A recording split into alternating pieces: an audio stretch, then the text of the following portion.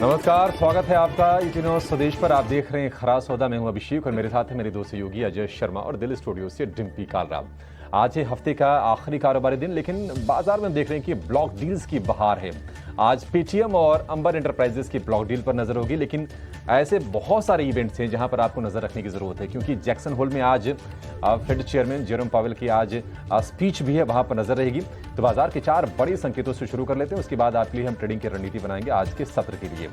डाउ 375 अंक फिसला है और मार्च के बाद डाउ जोन्स के लिए सबसे खराब दिन रहा है। अगर हम नेस्डेक और एसएनपी की बात करें तो 2 अगस्त के बाद नेस्डेक और एसएनपी में सबसे बड़ी गिरावट देखने को मिली, यानी कि करीब 22-23 दिन बाद इतनी बड़ी गिरावट आई है अमेरिकी बाजारों में। लेकिन पेटीएम और अंबर एंटरप्राइजेस इनकी ब्लॉक डील पर आज नजर रहेगी बाजार की, और क्लोजली इसको मॉनिटर करेंगे और आपको इन ब्लॉक डील्स के चलते कहां पर मौके बन रहे हैं, ब्लॉक डील्स के मायने क्या हैं, थोड़ी देर में अपने एक खास एक्सपर्ट्स के माध्यम से आपको ये सारी चीजें समझाएंगे और आपके लिए बेहतर रणनीति बनाने में मदद करेंगे। फार्मा कंपनियों के लिए बड़ी राहत है, क्योंकि एक आदेश आया था और वो आदेश वापस ले लिया गया है। नेशनल मेडिकल कमीशन ने नोटिफिकेशन जारी कर दिया है और सरकार ने जो आदेश दिया था कि सिर्फ जेनरिक्स दवाएं लिखेंगे डॉक्टर्स, तो कम से कम ये फौरी राहत हम फार्मा सेक्टर के लिए जरूर कह सकते हैं, क्योंकि कहीं कहीं प्राइसिंग को लेकर एक प्रेशर आने की आशंका थी, जो हाल फिलहाल अब ये छटती नजर आ रही है। लेकिन डिफेंस स्टॉक्स लगातार चल रहे हैं, लगातार फोकस में है, सरकार का पूरा सपोर्ट है और जो ऑर्डर बुक्स है बहुत तगड़ी है। और अभी जो नई खबर आई है वो ये है कि बीएल को 7,800 करोड़ रुपए का ऑर्डर मिला है। इलेक्ट्रॉनिक वॉरफेयर सूट खरीदने के लिए सरकार ने ये मंजूरी दी है और एस्ट्रा माइक्रोवेव का शेयर भी आज फोकस में रहेगा, क्योंकि कंपनी को मिला है 158 करोड़ रुपए के आसपास का ऑर्डर।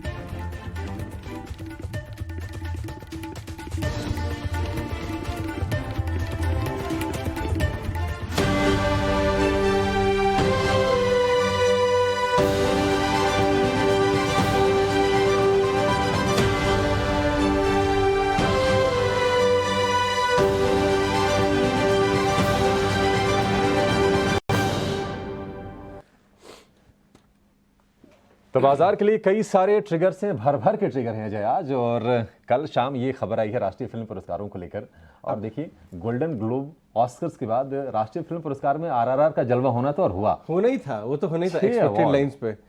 क्या बात है, आपने देखी कि नहीं आरआरआर? मैंने तो नहीं देखी। नहीं देखी मैंने। देखिए नहीं, मैंने गाने इतने सुन लिए हैं उसके और गाने विजुअल्स इतने देखे हैं। मेरे घर में मेरा बेटा उसके गानों पे डांस करता रहता है और हर समय गुनगुनाता रहता है। अब क्या है कि वो डबिंग वाली मूवीज देखने में उतनी वो मजा नहीं आता है दरअसल। डिजर्वेडली बहुत ही अमेजिंग मूवी दिखाई देती है और बच्चों ने सबसे ज्यादा एंजॉय की। लेकिन मैं सोच रहा हूँ क्योंकि वीकेंड आ रहा है तो एक इनमें से कोई एक देख ली जाए। प्रशांत से बाहर जाके पूछता हूँ कि अगर एक का चुनाव किया जाए। ये देखिए मैंने सरदार उधम, बहुत शानदार मूवी, बहुत शानदार है, ये मैंने देखी हुई है, बहुत बढ़िया।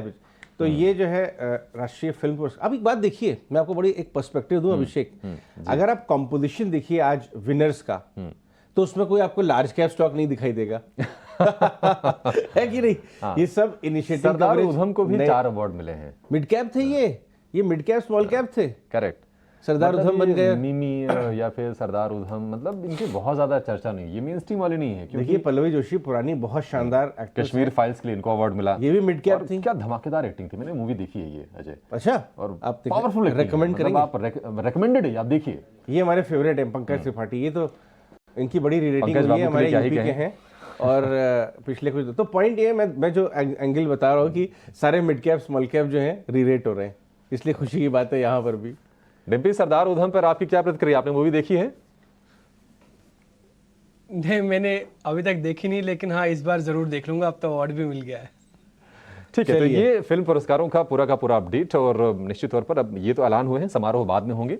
आरआरआर ने जो 6 लगाया उसकी लिस्ट देखिए स्क्रीन पर है। Best male playback, best film for wholesome entertainment, best director, best action, best choreography, best special effects, और ये मिलनी थी। ये तो मतलब इसके मुकाबले में सच में कोई मूवी नहीं थी। क्या बात है। तो फिल्म के बाद अब बढ़ते हैं। आपकी रुचि है इस सब्जेक्ट में? हाँ अभिषेक, थोड़ी सी, मतलब बहुत ज्यादा नहीं, लेकिन थोड़ी सी है। लेकिन एक दूसरी फिल्म चल रही है ग्लोबल मार्केट में भी। एक फिल्म चल रही है व्योमिंग में, जैक्सन होल में। जी हाँ, वहाँ की स्टार कास्ट बड़ी लंबी है, उसमें अहम किरदार में है जैक्सन पावेल। हाँ, जेरोम पावेल। और वहाँ पे आप देखिएगा कि रेगुलेटर तो है ही है, सारे दुनिया भर के रेगुलेटर। मेन रेगुलेटर जो माने जाएंगे वो ये रहेंगे। लेकिन बड़े दिग्गज हेज फंड मैनेजर, बड़े बड़े फाइनेंसियर, बड़े बड़े बैंकर्स सारे व्यूमिंग में अपना ज्ञान देंगे और अपना व्यू देंगे कि देश की, पूरे विश्व की इकोनॉमी किस डायरेक्शन में जा रही है। 125 से लेकर करीब 150 की संख्या होती है जैसे दिग्गज, मतलब जिनको लोग जानना सुनना समझना चाहते हैं कि अच्छा उनके व्यूज किस तरह से निकल के आते हैं इकोनॉमी को लेकर, अमेरिका के स्लो डाउन को लेके, महंगाई को लेके। जी। लेकिन महंगाई से याद आया कि आपको पता है वहाँ पे एक कमरा कितने का है?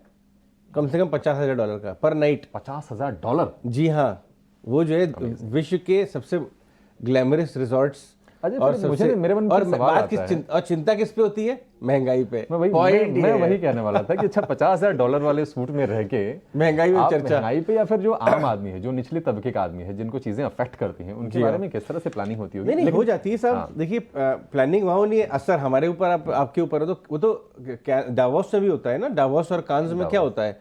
पूरे दुनिया भर के में ग्रीन एनर्जी और पॉलिसी मेकर, एनवायरमेंट पर चर्चा होती है और 200-250 पर्सनल जेट्स वहाँ पे फ्लाई करते हैं। करेक्ट। तो ये होता रहता है। लेकिन पाउल साहब की कमेंट्री पे खास तौर पे नजर रखना जरूरी है। सिर्फ 2 बातें देखनी है आपको। बहुत ढेर सारी कमेंट्री आएगी, लेकिन आपको सिर्फ 2 बातें देखनी है जिस पे ध्यान देना है। एक ये कि जो पूरे दुनिया भर में एक बदलाव आया है पिछले 1.5 महीने में, जो सेंट्रल बैंकर्स हैं वो इस बात को चीयर नहीं कर रहे हैं कि ग्रोथ की महंगाई काबू में आ रही है। वो इस बात से चिंता कर रहे हैं कि पिछले कुछ दिनों में इन्फ्लेशन, जो महंगाई है खाद्य पदार्थों का, फूड का, एनर्जी का, नेचुरल गैस और क्रूड, वो बढ़ता हुआ नजर आया है। तो कहीं उनके लिए ये एम्बेरसमेंट ना हो जाए कि उन्होंने रेट कट कर दिए या बाजार को मैसेजिंग दे दी कि आगे रेट कट्स हैं, और महंगाई काबू में एक्चुअली नहीं आई परमानेंटली, केवल ट्रांजिटरी काबू में आई। तो ये एम्बेरसमेंट से बचने के लिए वो सख्त रुख अपना सकते हैं, ये बाजार की उम्मीद है। आपने देखा ही होगा, सिर्फ यूएससी नहीं, हमारे खुद के, इनफैक्ट कल शाम को जो एमपीसी की मिनट्स आए हैं अभिषेक, उसमें भी यही बात खास तौर पे निकल के आई है। अच्छा, वो भी स्टार है। अल्लू अर्जुन को मिला है पुष्पा के लिए, और शक्तिकांता दास साहब भी तो यही कह रहे हैं, अपन झुकेगा नहीं। बिल्कुल, बहुत बढ़िया बात बोली आपने। इनफैक्ट शक्तिकांता दास जो है वो ज्यादा मजबूत और ज्यादा एडमायर्ड सेंट्रल बैंकर हैं, क्योंकि बाकी सब तो ना थोड़ा प्लेइंग फॉर द मासेस भी करने लगे। डायरेक्ट पैसा दिया, इन्होंने डायरेक्ट पैसा नहीं दिया, डीबीटी है, खाद्य पदार्थ दिए। हमने जिस तरह से क्राइसिस को हैंडल किया है, शक्तिकांता दास जी आरबीआई गवर्नर, कमाल किया है। मतलब बहुत कंजर्वेटिव, फिर भी सख्त। कमान संभालने के वक्त कुछ आशंकाएं थी इनको लेकर, बहुत संदेह था कि कर पाएंगे नहीं, आईएएस ऑफिसर हैं या नहीं। अमेजिंग है ये, इन्होंने मैनेज किया। पूरी जो एक कहते हैं थियरी बदल के रख दी है कंप्लीटली। तो कमिंग बैक, अगर आप इनके मेंबर्स को की आप कमेंट्री देखें तो आपको नजर आएगा कि उसमें हल्की सी कॉशियस कमेंट्री है। उसमें टिल्ट जो है वो ये है कि जब तक महंगाई परमानेंटली कब्जे में नहीं आती, रेट कट की उम्मीदें ना करें। इनफैक्ट चिंता का विषय है। साफ साफ संकेत दे दिया, मतलब कह दिया, संकेत क्या कह दिया ये। और बाजार हमेशा फॉरवर्ड लुकिंग एनिमल होता है। बाजार हमेशा पहले आगे की चीजों को भांप लेता है। तो इस चक्कर में अगर आप 1-1.5 महीने में देखें तो इंडियन मार्केट 20,000 भाग गए थे, ग्लोबल मार्केट भी भाग गए थे, क्योंकि उन्हें लगा शायद जनवरी ऑनवर्ड्स यूएस में रेट कट आएंगे, लेकिन मामला वैसा नहीं है। और इसलिए जैक्सन होल से मुझे उम्मीद है कि थोड़ी सख्त कमेंट्री आ सकती है। और इसीलिए अगर आप ग्लोबल मार्केट्स को देखें, ऑलरेडी बॉन्ड यील्ड जो एक बार करीब 4% के ऊपर भाग गई थी, अब थोड़ा रिट्रीट की। तो ये एक इंपॉर्टेंट मॉनिटरेबल है। और कल शाम को भी जो एमपीसी कमेंट्स आई है उस पर बैंक निफ्टी पर नजर रखिए। हालांकि बैंक निफ्टी रिबाउंड किया है 1-2 दिन में, लेकिन ओवरऑल टॉप से काफी नीचे है, और ये बाजार के लिए बहुत इंपॉर्टेंट पॉइंट। तो सख्ती, एमपीसी की बैठक से सख्ती की बातें आ गई।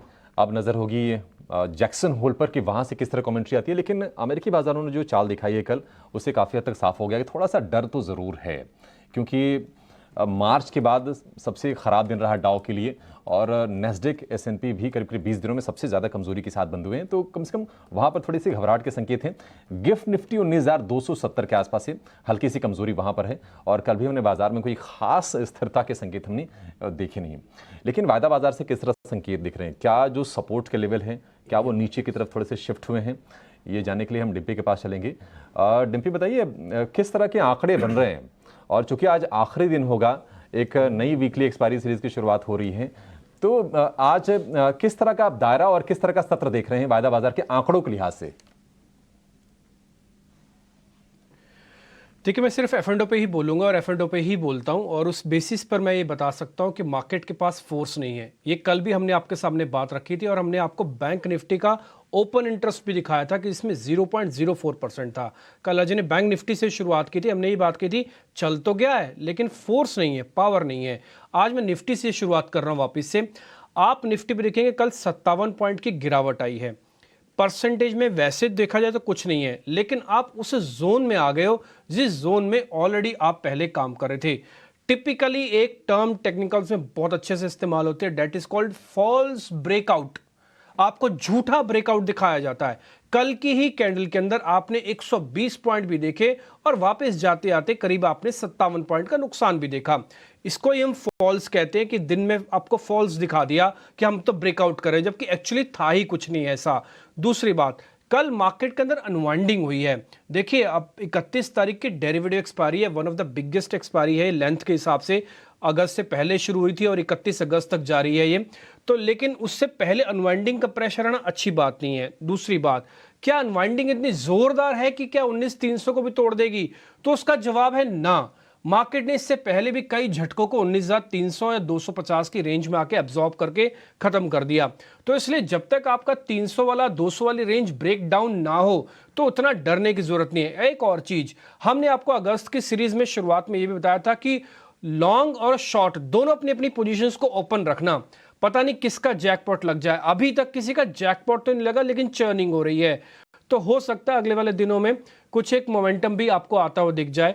रेजिस्टेंस के तौर पर 19,500 और 650 ये बहुत इंपॉर्टेंट है। तो ये निफ्टी का मोटा मोटी सेटअप आपके पास है। लॉन्ग वाले 19,300 200 बचा के रखना अपना स्टॉप लॉस है, और शॉर्ट वाले 500 650 का अगर आपने स्टॉप लॉस लगाया हुआ टिके रहो, हो सकता है आपके हाथ में भी बाजी आ जाए।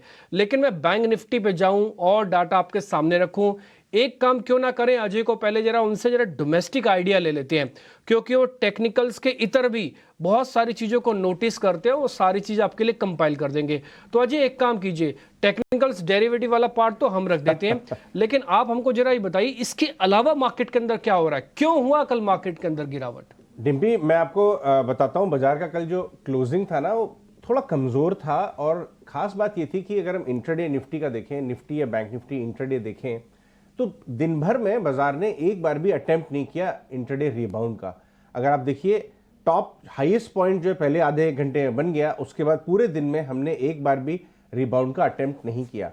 बैंक निफ्टी लेके आइए, और दिक्कत वाली बात यह है कि सिर्फ निफ्टी बैंक निफ्टी कमज़ोर बंद नहीं हुए। अगर आप small cap mid cap index को देखें, जहां अदरवाइज आउट परफॉर्मेंस दिख रही है, और मुझे लगता है शायद वो रहेगी भी, लेकिन चिंता की बात है कि कल Nifty small cap mid cap index ने भी कोई इंट्राडे रिबाउंड की चेष्टा भी नहीं करी। इनफैक्ट वो भी एकदम नीचे बंद हुए। ये जो है साइन एचएनआई अनवाइंडिंग का भी साइन है, कहीं ना कहीं पीएमएस एचएनआई भी अनवाइंडिंग के मूड में है। और जबकि ये हुआ कि लास्ट 1.5-2 दिन में अगर आप सेशन देखें कल का छोड़ के, तो बुल्स ने नीचे में मान लिया था, तो कहीं ना कहीं फॉलो अप बाइंग नहीं आने की वजह से वो बुल ट्रैप जैसी एक सेंस आ रही है कि 7वीं बार अगर हम 19,200 19,300 की तरफ जा रहे हैं वापस, तो मामला क्या गड़बड़ हो सकता है। दूसरी बात यह कि जो ब्लॉक्स की बात करें, आज भी कुछ ब्लॉक्स हैं, कल कुछ ब्लॉक्स हुए, अभी हम इस पर एक स्पेशल एनालिसिस करेंगे, बट कहीं ना कहीं ये सारे ब्लॉक्स जो हैं बाजार की जो लिक्विडिटी है मिड कैप स्मॉल कैप के लिए उसको सक कर रहे हैं, तो उसके ऊपर भी असर डालते हैं। अगर आप देखें एमपीसीए कमेंट्री नेगेटिव थी, जैसे हमने आपको बताया, यानी हायर फॉर लॉन्गर सच में रह सकता है। और अगर हायर फॉर लॉन्गर रहता है तो आपके हाई ग्रोथ स्टॉक्स वापस डीरेट होंगे, बैंक्स पे दबाव रह सकता है, एनबीएफसी ट्रेड जो पूरा आ गया था वो भी अनवाइंड हो सकता है। तो उस कमेंट्री पे नजर बना के रखें, लेकिन बहुत नेगेटिव नहीं है मामला। इंडिविजुअल स्टॉक्स और सटीक स्टॉक्स अगर आपने पकड़ लिए और सही आपने सेक्टर पकड़ लिए ट्रिगर के साथ, तो बढ़िया पैसा बन रहा है। हमने आपको ऑलरेडी डिफेंस रेलवेज में बहुत बढ़िया काम करवाया पिछले कुछ दिनों में। टेक्सटाइल्स में कल फॉलोअप बाइंग थी। मिड कैप टेक्सटाइल में इंडो काउंट की कमेंट्री के बाद, वॉलमार्ट की गाइडेंस बढ़ने के बाद, मिड कैप हिम्मत सिंह का पूरे मिड कैप टेक्सटाइल स्टॉक्स में बहुत बढ़िया बाइंग आपको नजर आ रही है। गोकुलदास वगैरह में नजर बना के रखिए। कोफोर्ज का ब्लॉक पूरा का पूरा 25% इंडेक्स कंपनी का ब्लॉक एब्जॉर्ब हो गया पूरा। मिड कैप आईटी चला नहीं था, धीरे धीरे लड़खड़ा के चल रहा था, कल बड़ी buying I. Mid cap IT में भी नजर बना के रखिए। और केमिकल्स को कैसे भूल सकते हैं, पिछले एक हफ्ते 10 दिन से हम आपको बता रहे हैं, भारत रसायन ने अच्छी कमेंट्री दी है, यूपीएल, एसआरएफ, आरती सबकी negative commentary already baked in हो गई है 50-50, 60-60%। तो कहीं ऐसा ना हो कि कहीं रिबाउंड आ जाए। वही रिबाउंड कल आपको दिखाई दिया, क्योंकि सारे केमिकल स्टॉक, सनमार, जो भी आप नाम ले लीजिए, बढ़े और चल रहे थे, क्योंकि वैल्यू, लोग चले बाजार में वैल्यू ढूंढ रहे हैं जो चला नहीं है। 2 महीने बाद चलेगा ठीक है, बट ले तो मैं आज लूं, लेकिन सब लोग अगर एंड टाइम पे लेंगे तो कल ही बाइंग शुरू हो गई केमिकल स्टॉक में। तो मिड कैप्स में स्पेसिफिक ट्रिगर वाले स्टॉक्स ढूंढिए, अच्छे ट्रिगर वाले सेक्टर्स ढूंढिए, वहां पैसा बनेगा। लेकिन हमारे साथ हमारे पैनलिस्ट भी आ चुके हैं। अच्छा, एक बार डिम्पी से एफिनो साइड में 2 स्टॉक्स पे डिस्कस कर लेते हैं, उसके बाद अपने पैनलिस्ट के पास जाएंगे। डिम्पी बताइए, कौन से स्टॉक्स रेडार पे डेटा थ्रो कर रहा है? बिल्कुल अजय, इस बीच एक ना बैंक निफ्टी क्योंकि ज़्यादा क्रिटिकल कंडीशन में था, लेकिन उसने अपने आप को थोड़ा ठीक किया हुआ है। एक चीज़ मैं आपको बता दें, अभी भी आप ज़्यादा भरोसा ना बैंक निफ्टी पे कीजिए, निफ्टी पे ना कीजिए अभी भी भरोसा। उसकी बड़ी वजह मैं बताता हूँ। उसके अंदर कल ना अनवाइंडिंग का प्रेशर कुछ खास नहीं था। ये जो हमने गोला मार्क किया हुआ है ना, that is called a false breakout. ये एक ही कैंडल आपको इस चैनल से बाहर लेके गई, वही कैंडल आपको वापस अंदर लेके आ गई। यही हम आपको बताना चाहते थे कि इसलिए ट्रस्ट नहीं कर सकते मार्केट पे जब तक आपको क्लोजिंग बेसिस पर 1 से 2 दिन नहीं मिलते हैं। Back to the bank Nifty data, 30 points का प्रीमियम अभी भी इंडिकेट कर रहा है इसके अंदर, और ओपन इंटरेस्ट ठीक ठाक है। कल 14% कम भी हुआ थोड़ा बहुत। दैट मीन्स हल्का हो गया थोड़ा सा बैंक निफ्टी। अब कोई भी अच्छी सी खबर आ जाएगी ना तो चल जाएगा, या वेटेज वाला शेयर आएगा तो चल जाएगा। पीसीआर विक्स में सच कुछ बताने के लिए नहीं है। एक एफआईज का नंबर आया 17,000 करोड़ रुपए का। टिपिकली वो नंबर आपको प्लस में दिख रहा है, लेकिन वो पुटों में प्लस हुआ है। कल एफआईज ने भर भर के पुटे खरीदी हैं और फ्यूचर्स को बेचा है, इसलिए वो 17,000 करोड़ का नंबर है। एफआईज के जो कैश का नंबर आया है उसमें कुछ ज्यादा गंभीरता नहीं है, क्योंकि वो ब्लॉक डील के साथ मिला हुआ नंबर है। अब आपने 2 शेयर्स की बात पूछी, पहला मैं बताता हूं इंडियाबुल हाउसिंग फाइनेंस। हमने देखिए 4-5 दिन पहले भी इस बार शेयर को नोटिस करवाया था, और हमने ये भी कहा था कि बाजार की गिरावट में ये शेयर पार्टिसिपेट नहीं कर रहा। इसमें काफी अच्छा दम है। इंडियाबुल हाउसिंग फाइनेंस के अंदर बाय जोन बना हुआ है, अच्छी खरीदारी का एक साइन आपको बनता है। एफ एंड बैन में है, इसलिए कैश में आप लीजिए। अब 11 शेयर एफ एंड बैन में है, आप ट्रेंडिंग स्टॉक्स पकड़ते हैं, चेक करेंगे तो जाके बैन में निकलेगा। तो इस, लेकिन उससे अपॉर्चुनिटी लॉस नहीं होनी चाहिए। आप कैश में ले लो, थोड़ा बहुत ले लो। ये हमने वो चार्ट आपके लिए प्रिपेयर किया हुआ है, जिसमें दोनों दिनों की एवरेज अभी भी मेंटेन है 50-200 वाली। अच्छा स्ट्रॉन्ग बेस है और बाय जोन बना हुआ है, जिसको कहते हैं खरीदने का जोन। इस शेयर पे आप ध्यान रखें, ये शेयर फॉल इंडेक्स, यानी कि इंडेक्स के साथ साथ ये फॉल नहीं करता। तो इसका पहला स्ट्रेंथ है, पावर दिखाता है। दूसरा शेयर आज हमने एक शॉर्ट का रखा है, वो है ग्रेनुलस इंडिया का। ये फार्मास्यूटिकल से जुड़ी हुई कंपनी है। ये ना पार्टिसिपेट नहीं कर रही है बाजार के अंदर जितने और शेयर करते हुए दिख रहे हैं। ये हमने आपके लिए चार्ट भी ड्रॉ किया है। ये जस्ट इंडिया बुल्स का उल्टा है। इसके अंदर एवरेजेस आपको ऊपर दिखेंगे, भाव आपको नीचे दिखेगा, यानी कि प्रेशर झेल रहा है, और एक क्लोज बिलो द एवरेज है, यानी कि एवरेजेस के नीचे जाके क्लोज हो रहा है। और पार्टिसिपेशन आप पिछले 5-7 दिन का देख पा रहे हैं चार्ट, इसमें कहीं नहीं दिखी है। और एक और पॉइंट, इसमें डिलीवरी डाटा भी कोई बहुत स्पीड से नहीं बढ़ रहा, 2-4% का ही बढ़ता हुआ दिखा, जबकि और फार्मास्यूटिकल्स में डिलीवरी डाटा अच्छा बढ़ा है। कम से कम 20 रुपए टूटने के चांसेस इसके हैं, इसलिए ग्रेनुलस इंडिया में आज बिकवाली देखी जा सकती है, और इंडियाबुल हाउसिंग फाइनेंस एक तेजी का कैंडिडेट हो सकता है। अभिषेक, शुक्रिया। ये इंडियाबुल फाइनेंस वाला जो एंगल आपको 3-4 दिन से नोटिस करा रहे हैं हमारे डिम्पी जी, उस पर नजर बना के रखिए, आपको मजा आएगा। हालांकि ये बैन में चला जाता है तो कैश में काम कर सकते हैं, देख लीजिएगा डेटा। लेकिन आगे बढ़ते हैं, संतोष मीना, कुणाल परार, अक्षय भागवत, तीनों का स्वागत करते हैं अपने शो पे। गुड मॉर्निंग जेंटलमैन, बहुत बहुत शुक्रिया जुड़ने के लिए। कुणाल परार, आप के साथ शुरुआत करेंगे। आपकी बढ़िया मुस्कुराहट मुझे आपकी तरफ खींचे ला रही है। उसके बाद अक्षय एंड संतोष से ट्रेडिंग आइडियाज। लेकिन कुणाल जी ये बताइए कि ये कल तो काफ़ी ज़्यादा ट्रैपिंग हो गई, सोच के बैठे थे, स्टॉप लॉस लग गए सारे बुल्स के, डेज लो बंद हुआ, कोई इंट्राडे रिकवरी नहीं। ये मामला क्या, ये कब तक हम लोग जलेबी तलेंगे? 19,200, 19,400, 500, अब तो फ्रस्ट्रेशन हो रहा है।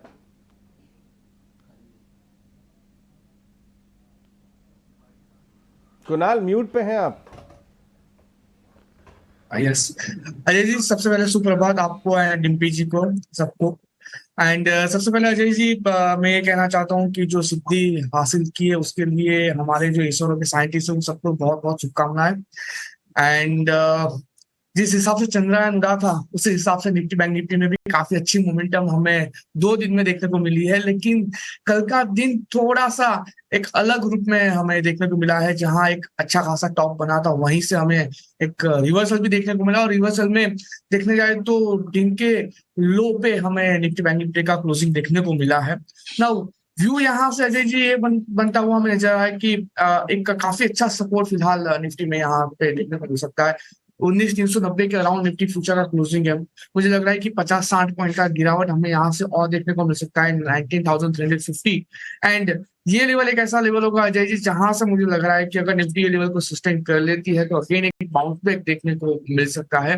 तो व्यू यहाँ से एक बाय ऑन डिक्लाइन की स्ट्रेटेजी के साथ ही फिलहाल मेरा बन रहा है। 19,350 ये लेवल पे आते हैं तो हम यहाँ से खरीदारी करके चलने के मौके ढूंढेंगे। ऊपर में वापस मुझे लग रहा है कि 19,500 तक के लेवल हमें देखने को मिल सकते हैं, और लोअर लेवल पे जो सपोर्ट एज एसएल हमें देखने को मिल सकता है वो अगेन 19,270 जो इसका रिसेंट टॉप है। मुझे नहीं लग रहा है कि आने वाले दिनों में इजीली ये जो टॉप है बॉटम है 19,270 को निफ्टी ब्रेक करे।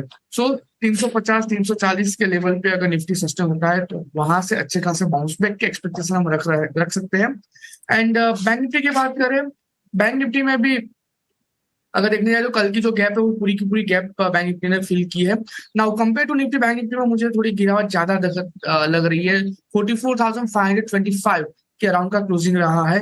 नीचे में 44,350 एंड अगर वो भी ब्रेक करता है तो 44,230 तक के लेवल हमें देखने को मिल सकते हैं। तो व्यू बैंक निफ्टी में प्रेजेंट लेवल से शॉर्ट करके चलने का बन रहा है। ऊपर के लेवल में जो रेजिस्टेंस आएगा वो है 44,700 का। तो बैंक निफ्टी में 200-250 पॉइंट के लिए सेल करके चल सकते हैं, लेकिन जैसा ही बैंक निफ्टी अप्रोच करता है 44,230 44,200 वहां पे काफी अच्छा सपोर्ट बैंक निफ्टी को मिल सकता है, एंड वहीं से काफी अच्छी bounce back again bank Nifty में देखने को मिल सकती है। तो मोटा मोटी प्रेजेंट लेवल से 44,700 के एसएल से बैंक निफ्टी शॉर्ट करके चल सकते हैं। निफ्टी में फिलहाल वेट करके चलने की जरूरत है। ठीक है, निफ्टी विंग में 44,700 की स्टॉप लॉस से शॉर्ट की सलाह है। निफ्टी को खरीदना है, लेकिन गिरावट आने पर 19,350 के आसपास जाए तो अच्छे मौके हैं। 19,270 पर एक बढ़िया वाला सपोर्ट है। आपको याद रखना चाहिए कि पिछले शुक्रवार को हमने देखा था कि 19,300 के आसपास तक निफ्टी की क्लोजिंग हमने देखी भी थी। अब फटाफट स्टॉक्स की बातचीत कर लेते हैं और ट्रेड के मौके कहाँ पर बन रहे हैं ये भी जान लेते हैं। संतोष के पास चलेंगे। संतोष जी गुड मॉर्निंग, बताइए कौन से शेयर हैं आपकी लिस्ट में? बिकवाली वाले हैं या फिर खरीदारी वाले भी हैं? Yes, first of all good morning everyone. मेरा भी थोड़ा सा बैरिश है बिकॉज ग्लोबल पिक्चर जो देख रहा हूँ, ग्लोबल नैस्डैक S&P सभी के आप चार्ट्स देखो तो वहाँ कहीं ना कहीं अब लग रहा है कि प्रेशर आने का चांसेस लग रहा है। कल जिस तरह का रिवर्सल हमारे मार्केट्स में भी हुआ, कल सब कुछ पॉजिटिव था, उसके बावजूद भी हमने 20 डे मूविंग एवरेज को रिजेक्ट किया, निफ्टी बैंक निफ्टी दोनों ने। तो एक रिस्क बन रहा है कि शायद एक बार निफ्टी 19,000 के नीचे का एक डिप लगा सकता है। तो उसी को ध्यान में रखते हुए मेरे आज दो कॉल दोनों ही शॉर्ट साइड है। पहला है HCL टेक की बात करें तो ये स्टॉक लगातार रेजिस्टेंस फेस कर रहा है 1180 से 1200 के जोन में। कल वहीं से इसमें सेलिंग प्रेशर देखने को मिला और अब ये स्टॉक कल 10 डे मूविंग एवरेज के नीचे बंद हुआ और हो सकता है आज IT स्टॉक्स में प्रेशर देखने को मिले, तो यहाँ पर शॉर्ट करना चाहिए। यहाँ पर आपका टारगेट रहेगा 1145 का, स्टॉप लॉस रहेगा 1180 का। सिमिलरली दूसरा स्टॉक मेरा जिंदल है। स्टॉक की भी बात करें तो ये स्टॉक में भी टॉपिंग आउट के सिग्नल्स देखने को मिल रहे हैं। यहाँ पे kind of head and shoulder formation बन रहा है। कल स्टॉक अपने 20 डे मूविंग एवरेज के नीचे बंद हुआ है। RSI में भी यहाँ एक नेगेटिव डाइवर्जेंस देखने को मिल रहा है। जिस हिसाब से कल डॉलर इंडेक्स में जंप देखने को मिला है तो हो सकता है आज मेटल स्टॉक्स इस वजह से भी प्रेशर में रहे, तो यहाँ पे शॉर्ट करना चाहिए। यहाँ पे आपका टारगेट रहेगा 630 का और स्टॉप लॉस रहेगा 660 का। ये आपका जिंदल स्टील काफ़ी अच्छा है। ये एक्चुअली क्या है, टॉप बना रहा है और वीक हो रहा है। अगर आज हम ग्रैंडलेस स्टील लेते ना तो दूसरा शेयर यही था जिंदल स्टील, लेकिन हम इतनी हिम्मत नहीं जुटा पाए। आपने अच्छा किया ये शेयर बता दिए सर। 630 का टारगेट है, 660 का एक स्टॉप लॉस है। आगे बढ़ते हैं, अक्षय पी भागवत भी हमारे साथ हैं। अक्षय बहुत बहुत शुक्रिया समय देने के लिए। आपके ट्रेड क्या हैं आज के? Good morning to all. सबसे पहले एक बार निफ्टी की बात करूं मैं जस्ट, तो निफ्टी में काफी मुझे लग रहा है स्लिपरी टर्फ पे कंटिन्यू हो रहा है और जो 250 का सपोर्ट है 19,250 वो चैलेंज होगा, इस बार शायद टूट जाए। तो मैं जो मेरे स्टॉक्स को मैं प्लेस करना चाहता हूं, एक जो है मेरा डिफेंसिव बेट है। पहला स्टॉक रहेगा ITC। मेरा मानना है कि FMCG पैक शायद बचाव को आ जाएगा इंडेक्स में। तो यहाँ पे ITC की बात करें तो काफी ओवर सोल्ड स्टॉक है, काफी पिटा था ये मंथ ऑफ अगस्त में। एक ओवरसोल्ड टेरिटरी से थोड़ी सी एक बायबैक की जो पहली संकेत, जो रिकवरी की संकेत है, वो हमें लास्ट 2-3 ट्रेडिंग सेशन में देखने को मिली है। मेरा मानना है कि 440 का एक स्ट्रॉन्ग सपोर्ट बेस बनने की कोशिश है आईटीसी में, और यहाँ से आपको शॉर्ट टर्म में रिकवरी दिखेगी। तो आप आईटीसी बाय करके चले। थोड़ा डिप्स में अगर आज मिल जाए 442 या 447 के बीच में, तो सही एंट्री रहेगा इसकी। टारगेट बना के चलिए 460, 467 तक extended target with a stop loss of 430। दूसरा मेरा जो काउंटर रहेगा वो है JSW स्टील, और ये ट्रेड में शॉर्ट की तरफ रिकमेंड करूंगा। काफी डेरिवेटिव पैरामीटर्स में देखिए तो शॉर्ट बिल्डअप था, टेक्निकल सेटअप वीक है, कल एक बहुत ही बेरिश कैंडल देखने को मिला, और मेरा मानना है जल्दी ये हम वापस आते हैं अक्षय आपके पास। हमें थोड़ा ओवरलैप आ रहा था, दो लोगों की आवाज़ आ रही थी, सुधार के वापस आते हैं। संतोष मीना की ट्रेडिंग आइडियाज़ जान लेते हैं उससे पहले। संतोष, ओके। लक्ष्य भी हमारे साथ जुड़ रहे हैं। ओके लक्ष्य सिंह, ये बताइए बाजार पे आप नेगेटिव हैं कि पॉजिटिव हैं? अपने जो ट्रेडिंग आइडियाज आज आपने चुने हैं वो हमारे साथ शेयर करिए, हम समझ जाइए कि आप बाजार पे कॉशियस हैं या आप डिक्लाइन को खरीदारी में बदलना चाहेंगे। Thank you Ajay ji, good morning. सबसे पहले कि मेरा व्यू ऑलरेडी, कल हमने डिम्पी जी के साथ शो भी किया था, तो ऑलरेडी मेरा व्यू बियरिश था, वो फॉल होने के पहले ही था। उसके बाद फॉल आया, काफी अच्छे मूव मिले। तो यहाँ पे अभी थोड़ी और फॉल आज जैसे एक्सपेक्टेड है, लेकिन गैप डाउन में अगर वो लेवल्स आ जाते हैं तो हम चेज नहीं करेंगे।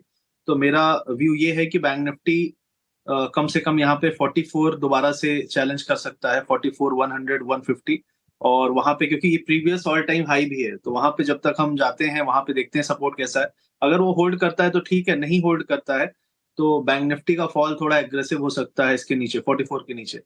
तो पहला लेवल जो है 44, 150 होगा जो टेस्ट हो सकता है, और उसके बाद हमको डिसाइड करना है, अगर वो होल्ड किया तो ठीक, नहीं होल्ड किया तो फिर 43,700 आ सकता है। दूसरी चीज है कि निफ्टी में मुझे लगता है कि वी आर गोइंग बिलो 19,000, और जिस तरीके की वीकनेस है, जब रैली आई परसों बैंक निफ्टी में तो भी हम नहीं उठे, और निफ्टी में आपको वीकनेस कंटिन्यूसली कल भी दिखी। तो ये दिखाता है कि निफ्टी में काफी सारे शेयर्स जो हैं वो सपोर्ट नहीं कर रहे हैं। बैंक्स अगर आ गए गिराने पे तो बहुत बुरा हाल हो सकता है, निफ्टी का ज्यादा बुरा हो सकता है। तो ये हो गया इंडेक्स का मेरा व्यू। तो मुझे लगता है एक बार 18,900 तक हमको जाना चाहिए, वहां पे एक पुराना ऑल टाइम हाई भी है, तो वो टेस्ट हो सकता है। तो इंडेक्स में ये फिलहाल व्यू है, एक साथ नहीं जाएगा, थोड़े थोड़े बाउंसेस आएंगे, लेकिन सेल द बाउंसेस है। एफआईआई की पोजीशन बहुत एग्रेसिव शॉर्ट हो गई है। और स्टॉक्स में टेक महिंद्रा सेल है, stop loss 1210, target 1180, 1165। Tata Motor sell है, stop loss 615, target 600 to 595। PNB sell है, 64 का स्टॉप लॉस है, टारगेट अप टू 60.5 है। तो ये 3 स्टॉक्स हैं। ऑलरेडी बैंक के मैंने कल 4 स्टॉक्स चारों बैंक के ही दिए थे, और उसके बाद वो कल भी गिरे हैं और आज भी खुलेंगे ही गैप डाउन पे। तो अभी कुछ नया ऐसा दिख नहीं रहा है क्योंकि ऑलरेडी फॉल आ चुका है। लक्ष्य का जो लक्ष्य है वो है मंदी का आज, और तीनों के तीनों जो शेयर हैं वहां पर बिकवाली की सलाह है, टेक महिंद्रा, टाटा मोटर्स और PNB. Sell sell sell 3 sell. Kunal, आपके लिस्ट में क्या है? आप भी सेल वाले रिकमेंडेशन कुछ लेके आए या फिर कुछ खरीदने की भी सलाह देंगे आप? नहीं, मोस्टली जो व्यू है वो खरीदारी का ही है। 2 स्टॉक है जहां पर मुझे अच्छी खासी मोमेंटम लग रही है। पहला जो है एनसीएल इंडिया है, 239 के अराउंड का कल का क्लोजिंग है। टेक्निकल सेटअप की बात करें तो काफी अच्छा ब्रेकआउट एनसीएल इंडिया में हमें रिसेंट डेज में देखने को मिला है। 239, 238 के अराउंड का क्लोजिंग है। वीकली चार्ट, अगर मंथली चार्ट भी देखें तो कहीं ना कहीं ये स्टॉक में आने वाले दिनों में काफी अच्छी मोमेंटम हमें देखने को मिल सकती है। तो एनसीएल इंडिया यहाँ से बाय करके चलिए। एसएल जो रहेगा वो 226 का रहेगा। टारगेट की बात करें तो 249 का पहला टारगेट है, वो ब्रेक होते ही 265 का दूसरा टारगेट भी हमें देखने को मिल सकता है। और दूसरा जो स्टॉक है वो है रामकी इंफ्रा। आजकल देखने जाए तो इंफ्रा स्टॉक पे काफी अच्छी मोमेंटम हमें देखने को मिली है, एंड मुझे लग रहा है कि उसी के तर्ज पे ये स्टॉक भी आने वाले दिनों में आउट परफॉर्म कर सकता है।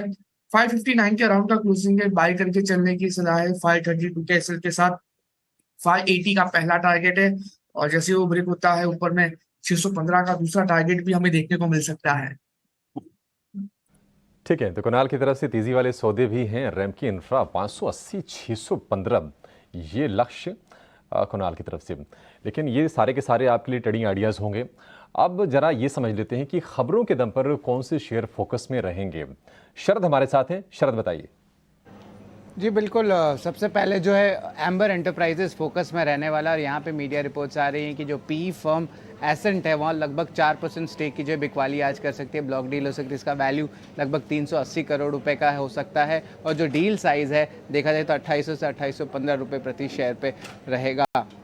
और इसके अलावा याद रखिए गवर्नमेंट ऑफ सिंगापुर ने भी लगभग 4 लाख शेयर्स की जो एक्विजिशन कल के ट्रेडिंग सेशन में देखने मिली थी। कोफोर्ज का ऑफकोर्स हमें पता है कि प्रमोटर बेरिंग स्पी ने जो बेचा था ऑलमोस्ट 27% स्टेक बाजार में, लेकिन जो अहम बायर्स है उस पर फोकस करके सोसाइटी जनरल, मॉर्गन स्टैनली जैसे एफआईज आए हैं, और डोमेस्टिक म्यूचुअल फंड हाउसेज में भी एचडीएफसी म्यूचुअल फंड जैसे दिग्गज प्लेयर्स ने अब्जॉर्ब किया है। मनप्पुरम फाइनेंस की भी बात करें तो ऑफकोर्स एक पी सेलर था, लेकिन जो अब्जॉर्प्शन आई है एफआई से आई है।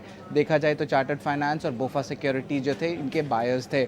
मैक्स फाइनेंशियल में प्रमोटर्स की बिकवाली हुई है, और अब्जॉर्प्शन जो बायर हुए वो यूके की एफआई प्लूटस वेल्थ ने किया है। सफायर फूड्स में भी जो है इमर्जिंग अपॉर्चुनिटीज़ फंड ने लगभग 1.75% स्टेक की जो है एक्विजिशन की है। और अगर बात करें रिपोर्ट्स के हिसाब से तो रिलायंस भी फोकस में रहेगा, क्योंकि कंपनी जो है वो आगे जाते हुए 8 से 10% स्टेक अपनी जो है बेच सकते हैं रिलायंस रिटेल वेंचर्स में, तो उनको भी रडार में रखेगा। औरोबिंदो फार्मा भी फोकस में रहने वाला है। यहाँ पे प्रमोटर्स जो है अपनी इंजेक्टेबल बिजनेस के जो है बिकवाली के जो है फिर से जो है बातचीत शुरू कर दी है। हालांकि वैल्यूएशन सब कट हो गई है, पहले जो थी वो लगभग 25,000 करोड़ का वैल्यूएशन था, अब जो गिर के 16 से 20,000 करोड़ का हो गया है। शॉपर्स स्टॉप में जो है इंपॉर्टेंट अनाउंसमेंट आया है, उनके जो एमडी सीईओ वेणुगोपाल नायर हैं उन्होंने इस्तीफ़ा दे दिया है, और एक टाइप से नेगेटिव इम्पैक्ट स्टॉक में देखने मिल सकता है। हालांकि जो इनकमिंग सीईओ हैं वो कंपनी के ही मेंबर है, कविंद्र मिश्रा, जो ऑलरेडी चीफ कमर्शियल ऑफिसर जो उनके अलग अलग प्रोडक्ट्स के रहे हैं। सिरमा एसजीएस भी फोकस में रहने वाला, और यहाँ पे एक इंपॉर्टेंट अपॉइंटमेंट आई है और एक पॉजिटिव रिएक्शन देखने मिल सकता है।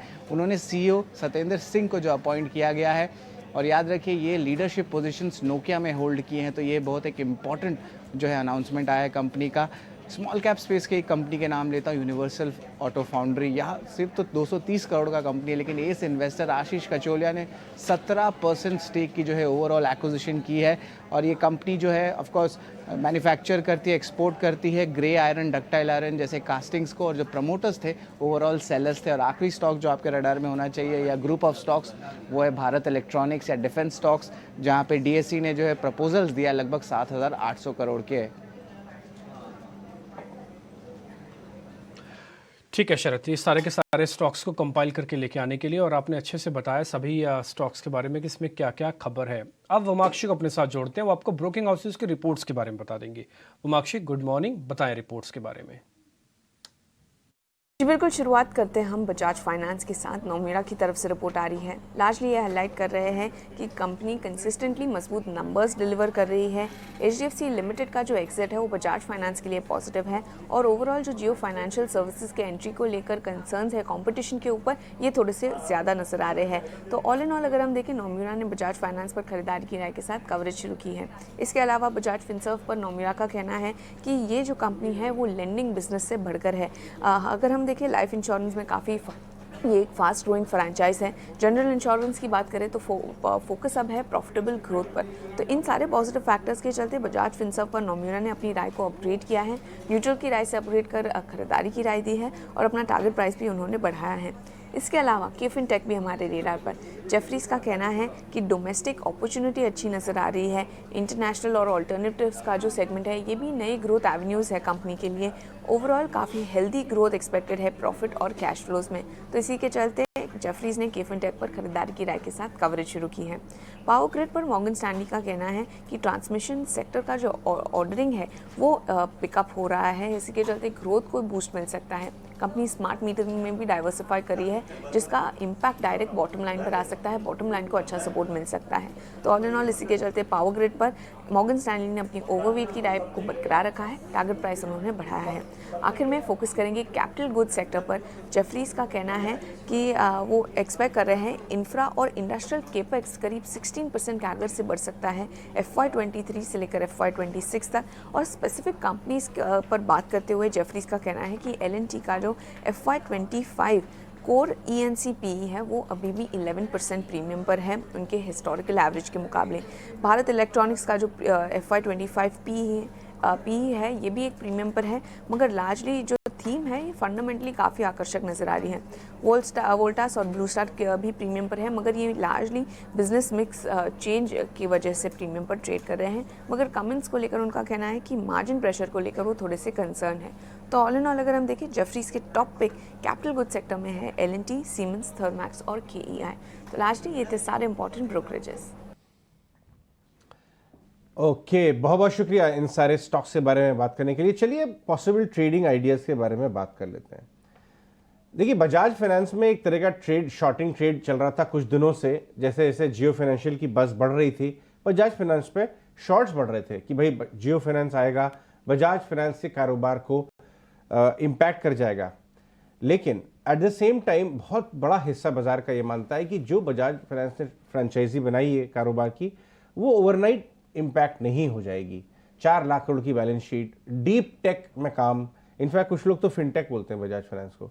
अब आप 3 महीने का चार्ट देखिए, बॉटम में जिन लोगों ने लिया ये स्टॉक अच्छा रिबाउंड दिया और अब इसके ऊपर फ्रेश इनिशिएटिंग कवरेजेस भी आना शुरू हो गए। लक्ष्य, बजाज फाइनेंस पे आपका क्या व्यू है? क्या इस भाव से या पुल बैक मिलेंगे आप?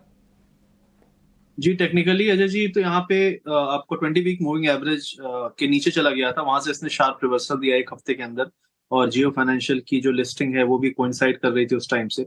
मुझे लगता है यहाँ पे और थोड़ा अपसाइड आ सकता है। मार्केट का भी माहौल थोड़ा बिगड़ा हुआ है, तो हो सकता है हम वापस से 7,000 के आसपास जाएं, सपोर्ट लें 7,050, 7,050, 30 तक, और फिर वापस से हम दोबारा आए जब मार्केट का माहौल थोड़ा सुधरे।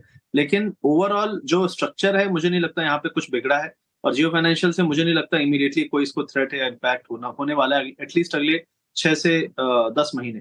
तो मुझे लगता है अगर आपका व्यू है 6 महीने का, तो ये स्टॉक डिप में बाय है। इसका लॉन्ग टर्म सपोर्ट है 6,000 पे, अगर वहां तक जाता है कभी तो आपको एक्यूमुलेट ही करना है, लेकिन इमीडिएटली ये 6,900 पे स्ट्रॉन्ग सपोर्ट लेके होल्ड करेगा, मुझे ऐसा लगता है, टेक्निकली ऐसा दिख रहा है। और इसके टारगेट 7,800, 7,900 तक के आ सकते हैं जब ये मार्केट दोबारा से बुलिश होगा, माहौल थोड़ा सही होगा।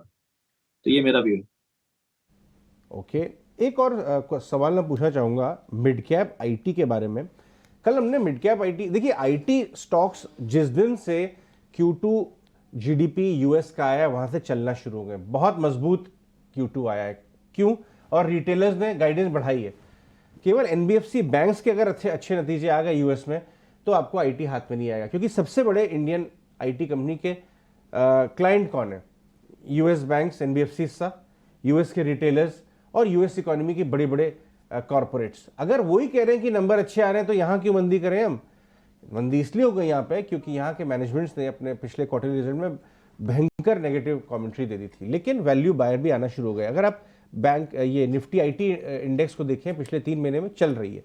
कल जो ब्लॉक 25% पूरा एब्जॉर्ब हुआ, उसके बाद मिड कैप आईटी में खास तौर पे बिरला सॉफ्टवेयर में बात करना चाहूँगा, ज़बरदस्त अपमूव आया है, लेकिन टॉप से अभी भी नीचे है। ये हाई ग्रोथ कंपनियाँ हैं, ये टॉप आईटी की तरह नहीं 12-15% ग्रोथ करने में दिक्कत, ये ऑलरेडी 25-30% ग्रो कर रही हैं। इसलिए मैं बिरला सॉफ्ट के बारे में बात करना चाहूँगा। ब्लॉक हुआ था कोफोर्ज में, और कुणाल से ये डिस्कस करते हैं। कुणाल, बिरला सॉफ्ट में अपॉर्चुनिटी है या पुल बैक पे किस लेवल्स पे एंट्री लेनी चाहिए?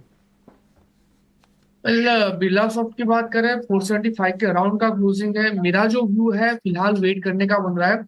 कोई भी गिरावट आता है स्टॉक में समवेयर अराउंड 465, तो वहां पे हम खरीदारी करके चलेंगे। प्रेशर लेवल पे हम थोड़ा सा वेट एंड वॉच करेंगे। बिरला सॉफ्टवेयर ये व्यू, लेकिन अजय आप चर्चा कर रहे थे कि बजाज फाइनेंस भी आपको फिनटेक जैसी ही लगती है। ये फिनटेक है। हाँ, अगर आप उसके डीप एनालिसिस करेंगे ना, तो वो देश की सबसे बड़ी फिनटेक है, लेकिन वो अपने आप को कहते नहीं है फिनटेक, उन्होंने अपनी मार्केटिंग फिनटेक की नहीं है, बट उनके वैल्यूएशन में है फिनटेक। 8 टाइम 1 ईयर फॉरवर्ड, कोई प्राइस टू बुक देश में नहीं है, तो बाजार उनको ऑलरेडी फिनटेक की वैल्यूएशन देता है। हाँ, तो प्योर फिनटेक वाली बात कर लेते हैं जरा, पेटीएम की। क्यों नहीं? क्योंकि पेटीएम में ब्लॉक डील संभव है, और इस पर ज्यादा जानकारी के साथ हमारी सहयोगी जुड़ गई हैं शेरिल डिसूजा, जिनके पास बहुत ही कुछ क्रूशियल इन्फोज हैं। शेरिल, बताइए। सूत्रों के हवाले से जो खबर हमें मिली है वो ये है कि कल पेटीएम में ब्लॉक डील की संभावनाएं हैं। एनफिन ब्लॉक डील के जरिए कंपनी में $243 मिलियन शेयर बेचेगी। एनफिल और पेटीएम, एनफिन जो है वो पेटीएम में 880.1 रुपये पर शेयर के भाव पर 3.6% हिस्सेदारी बेचेगी। अगर आप देखें जो करंट मार्केट प्राइस पर ये 2.7% की छूट पर ब्लॉक डील की संभावनाएं हैं। ऑल्सो विजय शेखर शर्मा ने इस महीने एनफिन से कंपनी में 10.3% हिस्सेदारी ली थी और विजय शेखर शर्मा के साथ डील के बाद एनफिन की पेटीएम में 13.5% की हिस्सेदारी है। तो कल हम देख सकते हैं कि एनफिन और अपना जो स्टेक है पेटीएम में घटा सकती है। 3.6% इक्विटी 3.6% स्टेक की ब्लॉक डील की संभावनाएं हैं। ठीक है, शुक्रिया शेरिल। तो आज इस ब्लॉक डील पर नज़र रहेगी और 880 रुपये के भाव पर ये 3.5% स्टेक की ब्लॉक डील है। 904 रुपये है पेटीएम का भाव। विवेक, इसके पहले भी एनफिन ने अपना जो स्टेक जो बेचा था, जिसको विजय शेखर शर्मा ने खरीदा था, तो कहीं ना कहीं जो एक ओवरहैंग था, ये माना जा रहा था कि थोड़ा सा वो ख़त्म ही होगा। आप ये बताइए कि इस ब्लॉक डील के बाद, क्योंकि 550 रुपये वाले स्तर से हम देख रहे हैं कि लगातार पेटीएम चलते 900 रुपये के ऊपर आ गया है। कहीं ना कहीं उन्होंने ये भी कहा था कि हमारा पूरा फोकस अब मुनाफे पर है, हम कैश बर्न नहीं करेंगे, कैश फ्लो वाली कंपनी बनेंगे, और उस दिशा में बढ़ते हुए थोड़ा थोड़ा दिख भी रहे हैं। आपकी एनालिसिस क्या कहती है? पेटीएम अब सही जगह पर है? अगर किसी को नया निवेश करना है, क्या उसको भी सजेस्ट करेंगे आप? अभिषेक, देखिए, जब अराउंड 500-600 चल रहा था, तब कई बार डिस्कशन हुआ कि ये हो सकता है कि 1000 तक जाए, बिकॉज आपने जो कारण बोले कि कैश फ्लो बंद नहीं करेंगे और ये नेट कैश फ्लो पे, पॉजिटिव कैश फ्लो पे आ सकते हैं। लेकिन अब मुझे लगता है कि 900 से 1000 बहुत बड़ा मूवमेंट नहीं। ऑफकोर्स 10% है अभी भी अवेलेबल, तो 1000 के एम के साथ आप इसको अभी भी देख सकते हो। अब मेरी दिक्कत ये है कि अब मैं new buys on the counters जो अवेलेबल, जैसे जियो फाइनेंस अवेलेबल हो रहा है, अब मैं उसको लूं या फिर पेटीएम जैसी कंपनी को लूं, जो जियो के सामने बहुत छोटी कंपनी रहेगी। और आज के दिन करीबन 60,000 करोड़ के मार्केट कैप के साथ पेटीएम का प्रॉफिट जो दिखाएगा, अभी तक प्रॉफिट में आया नहीं है, जब प्रॉफिट दिखाएगा वो उस 60,000 करोड़ के मार्केट कैप को जस्टिफाई करता है, नहीं करता है? डेफिनेटली नहीं करता है। तो 1000 ठीक है, 1000 तक ओके आप देख सकते हो, लेकिन उसके ऊपर थोड़ा मैं स्केप्टिकल हो जाऊंगा। और जियो फाइनेंस वगैरह जैसा स्टॉक अगर वो नीचे जाता है, एक दो लोअर सेक्टर लगता है, तो उसको मैं पसंद करूंगा। ठीक है, तो पेटीएम पर विवेक का ये व्यू। लेकिन क्या है ना कि बाजार में ब्लॉक डील्स की जैसी झड़ी लगी हुई है, और हम चीज़ आपको दिखाते हैं कि आज किस तरह से बाजार में डबल धमाल चल रहा है। पेटीएम के साथ साथ आज नज़र होगी अंबर एंटरप्राइजेस के भी ब्लॉक डील पर। कल हमने देखा कि मैक्स फाइनेंशियल और मणप्पुरम फाइनेंस का ब्लॉक डील हुई, और वहाँ पर जो बायर हैं, जो सेलर हैं, उनके नाम भी सामने आ गए हैं। लेकिन ये ब्लॉक डील्स इतनी हो क्यों रही हैं? आखिर बाजार में इस तरह ऐसी क्या संकेत हैं, ऐसी क्या चीज़ बदल गई है जो इस तरह का उत्साह है? प्रमोटर्स हों या फिर जो पी फंड्स हों अपने स्टेक बेच रहे हैं। अजय, क्यों हो रहा है ये थोड़ा सा ना इंटरेस्टिंग है, क्योंकि देखिए अगर हम 2-4 दिन की बात करें तो बाजार में ऐसा कुछ हुआ नहीं। देखिए, मामला ये नहीं है कि ये क्यों हो रहा है, मामला ये है कि इस बाजार के बारे में ये जो फिनोमेना है ब्लॉक डील्स का, वो क्या बताता है, क्या दर्शाता है। सवाल ये, और ये अभी आप 2 दिन वाली ब्लॉक डील मत देखिए या 1 हफ्ते की मत देखिए, आप पिछले 3 महीने की ब्लॉक डील देखेंगे तो आपको बड़ी तस्वीर निकल के आएगी। देखिए, आप ये बात मानते हैं कि जो बाइंग और सेलिंग डिसीजन होता है किसी भी इन्वेस्टर का, वो कहीं ना कहीं इस बात का रिफ्लेक्शन होता है कि उसका व्यू वैल्यूएशन पे क्या है। अगर मुझे वैल्यूएशन पक्के हुए थोड़ा नजर आते हैं तो मुझे सेलिंग में ज़्यादा कंफर्ट आएगा, और मुझे अगर मैं बहुत बड़ी ब्लॉक डील बाय कर रहा हूं तो यानी मेरी रुचि उस वैल्यूएशन पे है, नीचे में खरीदने पे। अगर आप ये देखें डेटा, ये वाला डेटा हटा दीजिए डायरेक्टर साहब, और आप टेक्स्ट पॉइंटर्स लेके आइए। टेक्स्ट पॉइंटर्स हमने उसमें बनाया है असली बात कि ये क्या बाजार के लिए चिंता का विषय है या नहीं। इतनी बड़ी चिंता का विषय नहीं है, एक मॉनिटरेबल जरूर है, क्योंकि बाजार इस पर बातचीत कर रहा है कि क्या ये चिंता का विषय है या नहीं। तो मैं ये कहूँगा कि एक मॉनिटरेबल है, क्योंकि होता क्या है, करीब 40,000 करोड़ की ब्लॉक डील्स अभी हुई हैं पीई फंड्स और प्रमोटर्स से। वो बड़ा इन्वेस्टर का जो हिस्सा है वो बाजार में माल बेच रहा है, और खरीद कौन रहा है? ज़्यादातर फंड्स ले रहे हैं या तो एफआईज जिनके पास लंबी अवधि का पैसा है, या फिर डोमेस्टिक फंड्स ले रहे हैं। ये डोमेस्टिक में अगर आप ध्यान दें तो रिटेल ने बहुत बड़ा पैसा मिड कैप और स्मॉल कैप में लगाया है। पिछले 1 साल में सबसे ज़्यादा पैसा इस महीने भी mid cap small cap funds में आ रहे हैं और एसआईपी में, वो ये ले रहे हैं माल। तो इंस्टीट्यूशन से लेके ये माल रिटेल जा रहा है, पहली बात। दूसरी बात, ये भूलिए मत कि अगर ये लिक्विडिटी नहीं होती तो ये ब्लॉक नहीं होते। करेक्ट। ये ब्लॉक इस बड़ी लिक्विडिटी को ही देख के आ रहे हैं, वरना दिक्कत हो जाती। तो कौन सा सेक्शन ले रहा है, कौन सा सेक्शन बेच रहा है, इस पर नज़र बना के रखिए। ये बढ़ते हुए भयंकर ब्लॉक डील बाजार की लिक्विडिटी को specially small cap mid cap में दबाव डाल सकती है, ये हमारा पॉइंट है। इनफैक्ट मैं एक बार कारवा साहब से भी इस पर ये व्यू लेना चाहूँगा। कारवा साहब, बाजार का एक हिस्सा इससे चिंता कर रहा है, दूसरा हिस्सा कहता है नहीं साहब लिक्विडिटी बहुत मजबूत है, चिंता की बात नहीं है। आप कैसे एनालाइज करेंगे इसको? अजय, एक्चुअली मेरा ध्यान और कहीं था, मैंने पूरा बात सुना नहीं आपका। ये जो ब्लॉक डील्स बढ़ती चली जा रही हैं, 40,000 करोड़ का माल बेचा है प्राइवेट इक्विटी ने और प्रमोटर ने, और एब्जॉर्ब किसने किया है? मोस्टली फंड्स ने, मोस्टली डोमेस्टिक फंड ने, जिसमें रिटेल का पैसा है। तो क्या ये लिक्विडिटी को असर डाल सकता है? ये ट्रेंड एक्चुअली थोड़ा चिंताजनक है। और ऐसे डिस्क्लोजर मैं बता दूं कि अभी रिसेंटली काफी जो स्मॉल कैप फंड्स वगैरह से है, अपने क्लाइंट्स का पैसा उसमें से निकाल के लार्ज कैप्स में डाला है, क्योंकि काफी ऐसी छोटी छोटी डील्स हो रही है। मतलब इन टोटल बहुत बड़े डील्स हैं, लेकिन हर कंपनी में एक डील हो रही है जहां पे प्रमोटर निकलता है। और एक रेड फ्लैग होता है जब भी प्रमोटर निकलता है। देखिए, कितना भी कंपनी बढ़िया हो या वैल्यूएशन ज्यादा हो, प्रमोटर ये कभी नहीं चाहेगा कि उसका स्टेक हाथ से बाहर जाए और कंट्रोल और किसी के हाथ में जाए। हाँ, एक एक्सेप्शन है जहां पे लग रहा है कि प्रमोटर बेच के अगर वो पैसा वापस कंपनी के अंदर आ रहा है तो वैसी कंपनीज ठीक है, लेकिन उसके अलावा अगर प्रमोटर के अकाउंट में जा रहा है अगर पैसा, तो उस कंपनीज को आपको सही में ध्यान से देखना पड़ेगा। और आज के दिन रिटेल इनफ्लोज इतने स्ट्रांग है, क्योंकि हम लोग म्यूचुअल फंड्स भी बहुत करते हैं। रिटेल इनफ्लोज मतलब अभी तो करोड़ों में आ रहे हैं ऑलमोस्ट डेली बेसिस पे। तो इतना जब पैसा आ रहा है और अब फंड्स को भी लगाना पड़ता है बाजार में, छोटे स्मॉल कैप और मिड कैप कंपनीज वो आराम से ऑर्डर डाल नहीं सकते क्योंकि अपर सर्किट लग जाएंगे। तो ऐसे डील्स हो रहे हैं, तो डेफिनेटली केयरफुल रहना चाहिए। और ये एक संकेत है कि बाजार कहीं ना कहीं एक छोटा मोटा एटलीस्ट बुबल तो है ही। चलिए आगे बढ़ते हैं। एक और हिस्सा बाजार का जो बहुत तेजी से कल जिसमें बाइंग दिखाई दी, जल्दी से डायरेक्टर साहब आप फायर करिए, केमिकल सेक्टर गेनर्स। कल हमने बहुत दिनों के बाद केमिकल स्पेस में बड़ी बाइंग देखी। गुजरात फ्लोरो, केम्प्लास सनमार, नाइट्रेट, आप कोई भी स्टॉक लीजिए, केमिकल स्टॉक्स के गेनर्स खराब बाजार में चलते हुए नजर आए थे। तो इसने इस बात के ऊपर एक सवाल डाल रहा है कि क्या ये टूटा फूटा सेक्टर, पिटा हुआ सेक्टर केमिकल स्पेस में क्या अब ये लेने लायक हो गया है?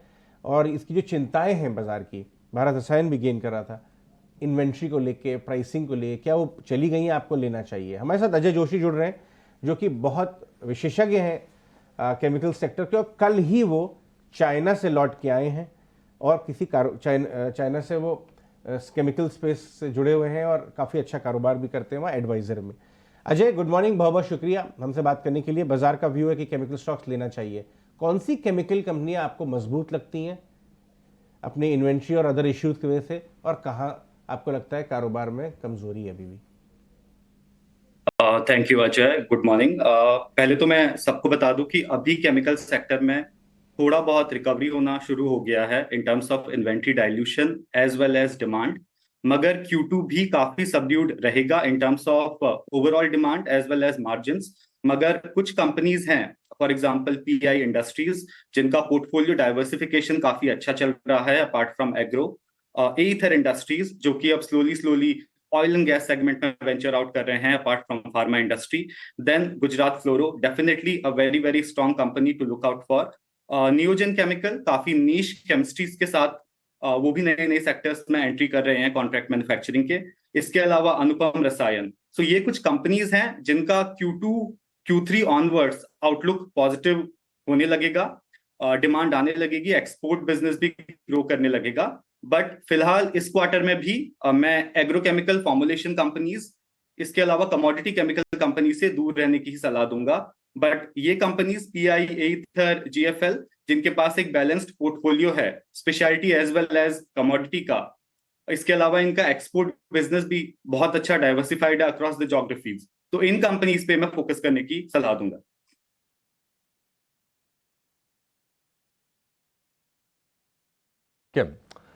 तो अजय जी ये बताइए सर आप कि केमिकल में अगर स्टॉक्स देखने हैं तो एग्रो केमिकल को क्या अलग नज़र से देखें, स्पेशलिटी केमिकल को क्या अलग नज़र से देखें, अगर हाँ तो आपके हिसाब से आपके पसंदीदा शेयर कौन से हैं?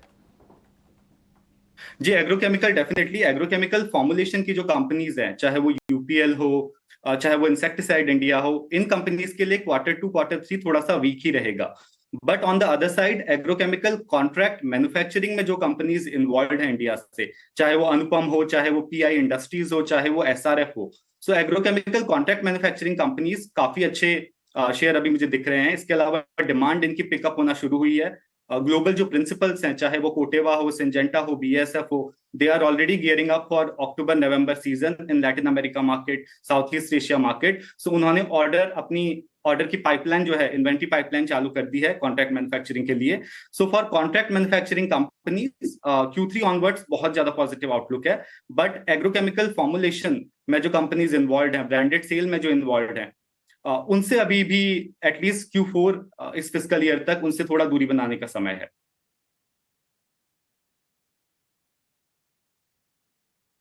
बहुत बहुत शुक्रिया, थैंक यू वेरी मच। आज आपने अच्छे से कंपाइल करके बताया हमको कि हाँ किस जगह पर ज़्यादा ध्यान देना है। केमिकल्स अपने आप में एक वास्ट सेक्टर है, लेकिन आपने उसमें बारीकी से बताया कि किस जगह पर ज़्यादा दम है।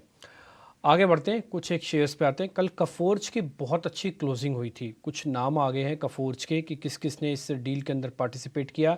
तो बायर्स में सोसाइटी जनरल है, Morgan Stanley, HDFC mutual funds, इन सब के कुछ एक नाम आए हैं। एक बार मेरे को संतोष जी आपसे ये पता करना है, कफोर्ज आज और चल सकता है? कल तो करीब 9-9.5% ऊपर था, आज और चल सकता है क्या? मूव देखने को मिला है, हालांकि एक इंपॉर्टेंट रेजिस्टेंस के आसपास है। जो प्रीवियस स्विंग हाई था इसका 44.12 के आसपास था, तो वहां देखना होगा, वहां जाके पॉज ले सकता है बिकॉज ग्लोबल क्यू सपोर्टिव नहीं है। लेकिन इन केस अगर ये कॉन्ट्ररी चलता है 5400 के ऊपर टिकने में कामयाब होता है तो शायद और शॉर्ट कवरिंग देखने को मिल सकती है। बट मेरे हिसाब से अब इसको चेज नहीं करना चाहिए, एक बड़ी तेजी ऑलरेडी देखने को मिल चुकी है। 5400 के आसपास एक हर्डल है, तो वहां पर एक प्रॉफिट बुकिंग का रिस्क बन सकता है।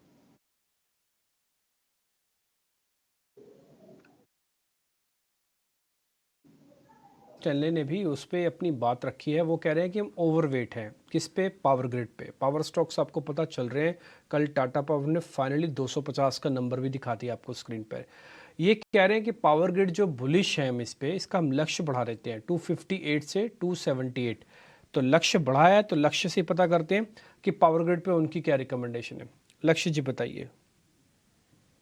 में चल रहा है तो मुझे नहीं लगता अभी इमीडिएटली यहाँ पे कुछ बाइंग दिखती है, लेकिन अगर ये 251 के ऊपर निकल जाता है तो आपको यहाँ पे 265 तक के टारगेट दिख सकते हैं। तो इमीडिएटली सपोर्ट पे क्लोजिंग है 245 एरिया, अगर इसको होल्ड करता है तो अच्छा है, आपको एक रैली दिख सकती है। मार्केट का माहौल भी डिपेंड करता है कि अगर थोड़ा सा बेटर होगा तो ये स्टॉक चलेगा। तो फिलहाल के लिए कंसोलिडेशन में है, लेकिन 252 के ऊपर ये बाय जरूर रहेगा फॉर एटलीस्ट 10 to 15 रुपीज।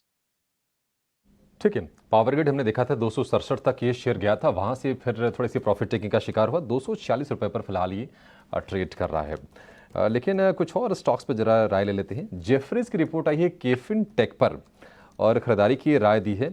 लक्ष्य दिया है 500 रुपये प्रति शेयर का, यानी कि मौजूदा भाव से तकरीबन 30% ऊपर के 500 रुपये प्रति शेयर। विवेक, केफिन टेक, क्योंकि जेफरीज का बोलना है कि कैश फ्लो में और इनके प्रॉफिट में बहुत अच्छी ग्रोथ है और इसके चलते वो इस पर बुलिश, साथ साथ इंटरनेशनल और अन्य जो ऑल्टरनेटिव्स हैं वहाँ भी ठीक ठाक ग्रोथ दिख रही है। क्या आप भी बुलिश हैं शेयर पर और क्या राय होगी आपके इस पर? देखिए अभिषेक, जनरली जब कोई भी कंपनी से आप क्लोजली डील करते हो ना और उनका वर्किंग स्टाइल वगैरह मालूम होता है तो आप उस पर इतने बुलिश नहीं रहते। और हम लोग तो बहुत कैंप्स और केफिन से तो हमारा रोज का कॉन्वर्जेशन होता है, तो इसके लिए इतना कॉन्फिडेंस मुझे नहीं आता है। लेकिन हाँ, ये बात सही है कि लॉन्गर टर्म में आप अगर देखो तो ये जो स्पेस है, चाहे वो एएमसी फंड मैनेजमेंट का स्पेस हो या फिर ऑल्टरनेटिव स्पेस हो, यहाँ पे आपको मल्टीफोल्ड ग्रोथ आपको आगे चल के मिलेगी। तो उसका डेफिनेटली कैम्स और कार्वी, मतलब केफिन का नाम कार्वी है अदरवाइज, तो इनमें आपको वो रिजल्टेंट इफेक्ट दिखेगा ही दिखेगा। तो लॉन्गर टर्म के लिए डेफिनेटली मैं बुलिश हूँ। शॉर्टर टर्म में थोड़ा सा वैल्यूएशन मुझे डेफिनेटली यहाँ पे कॉस्टली लग रहा है और लगता है कि लेकिन 1 साल 2 साल में जब ये वैल्यूएशन वापस ठीक होके और फंड्स फ्लो जिस हिसाब से आ रहे हैं बाजार में, इन कंपनीज को आपको और एक और चीज ये है कि ये जितनी भी कंपनीज है, मतलब दोनों कंपनीज पूरे के पूरे डिजिटल जा रहे हैं। आज के दिन जो पहले हम लोग बीएसई या फिर एनएससी एमएफयू इन प्लेटफॉर्म्स पे डील करते थे, आज के दिन हमारे ऑफिस में पूरा केफिन और कैंप्स के प्लेटफॉर्म पे ही जाके डील कर रहे हैं। तो वो बिजनेस भी इनके पास आना चालू गया। तो मैं ओवरऑल बुलिश हूँ लॉन्गर टर्म के लिए। फिनटेक पर ये भी, लेकिन चलिए जान लेते हैं कि निवेश के लिए मौके कहां पर बाजार में बन रहे हैं। प्रॉस्पेरिटी एडवाइजर्स की राघवेंद्र कीड़िया हमारे साथ हैं मुनाफे का फंडा लेकर।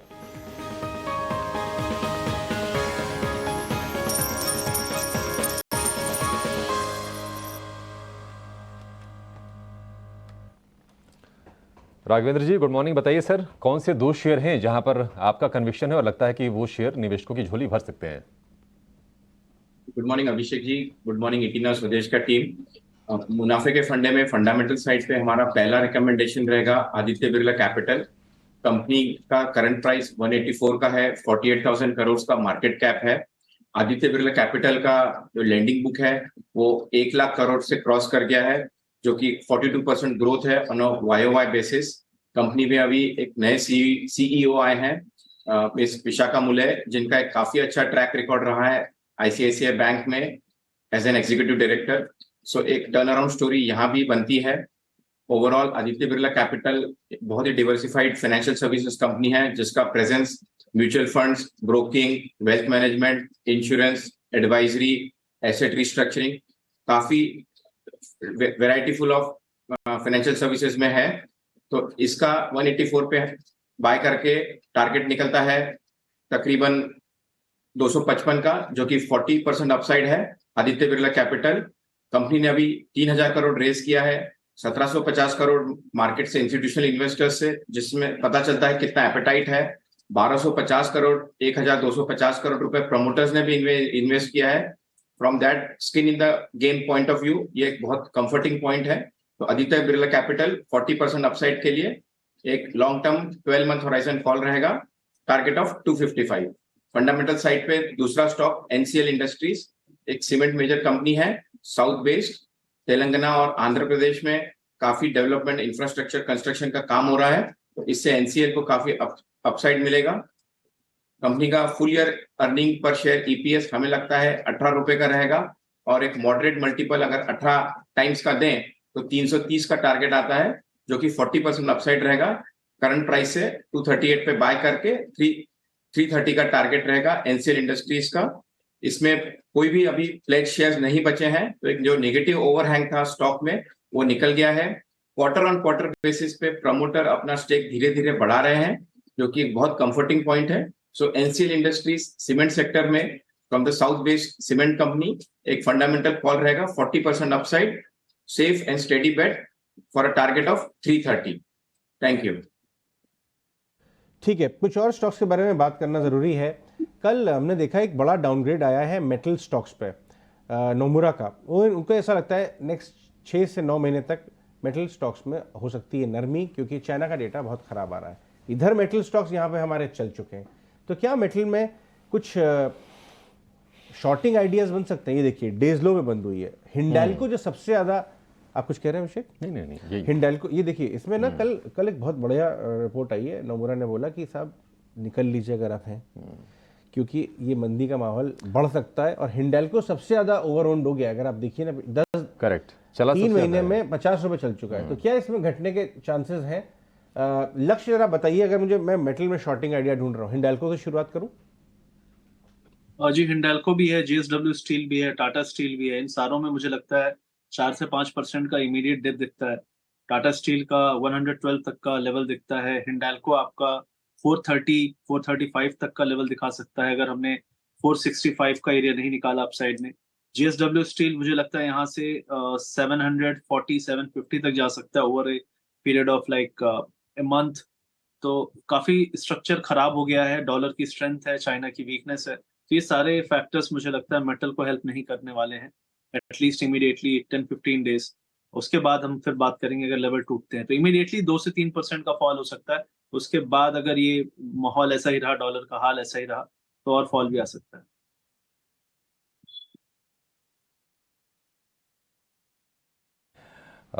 कि यहाँ से देख रहे हैं कि स्ट्रक्चर थोड़ा सा वीक लग रहा है और चाइना की अपनी दिक्कतें हैं।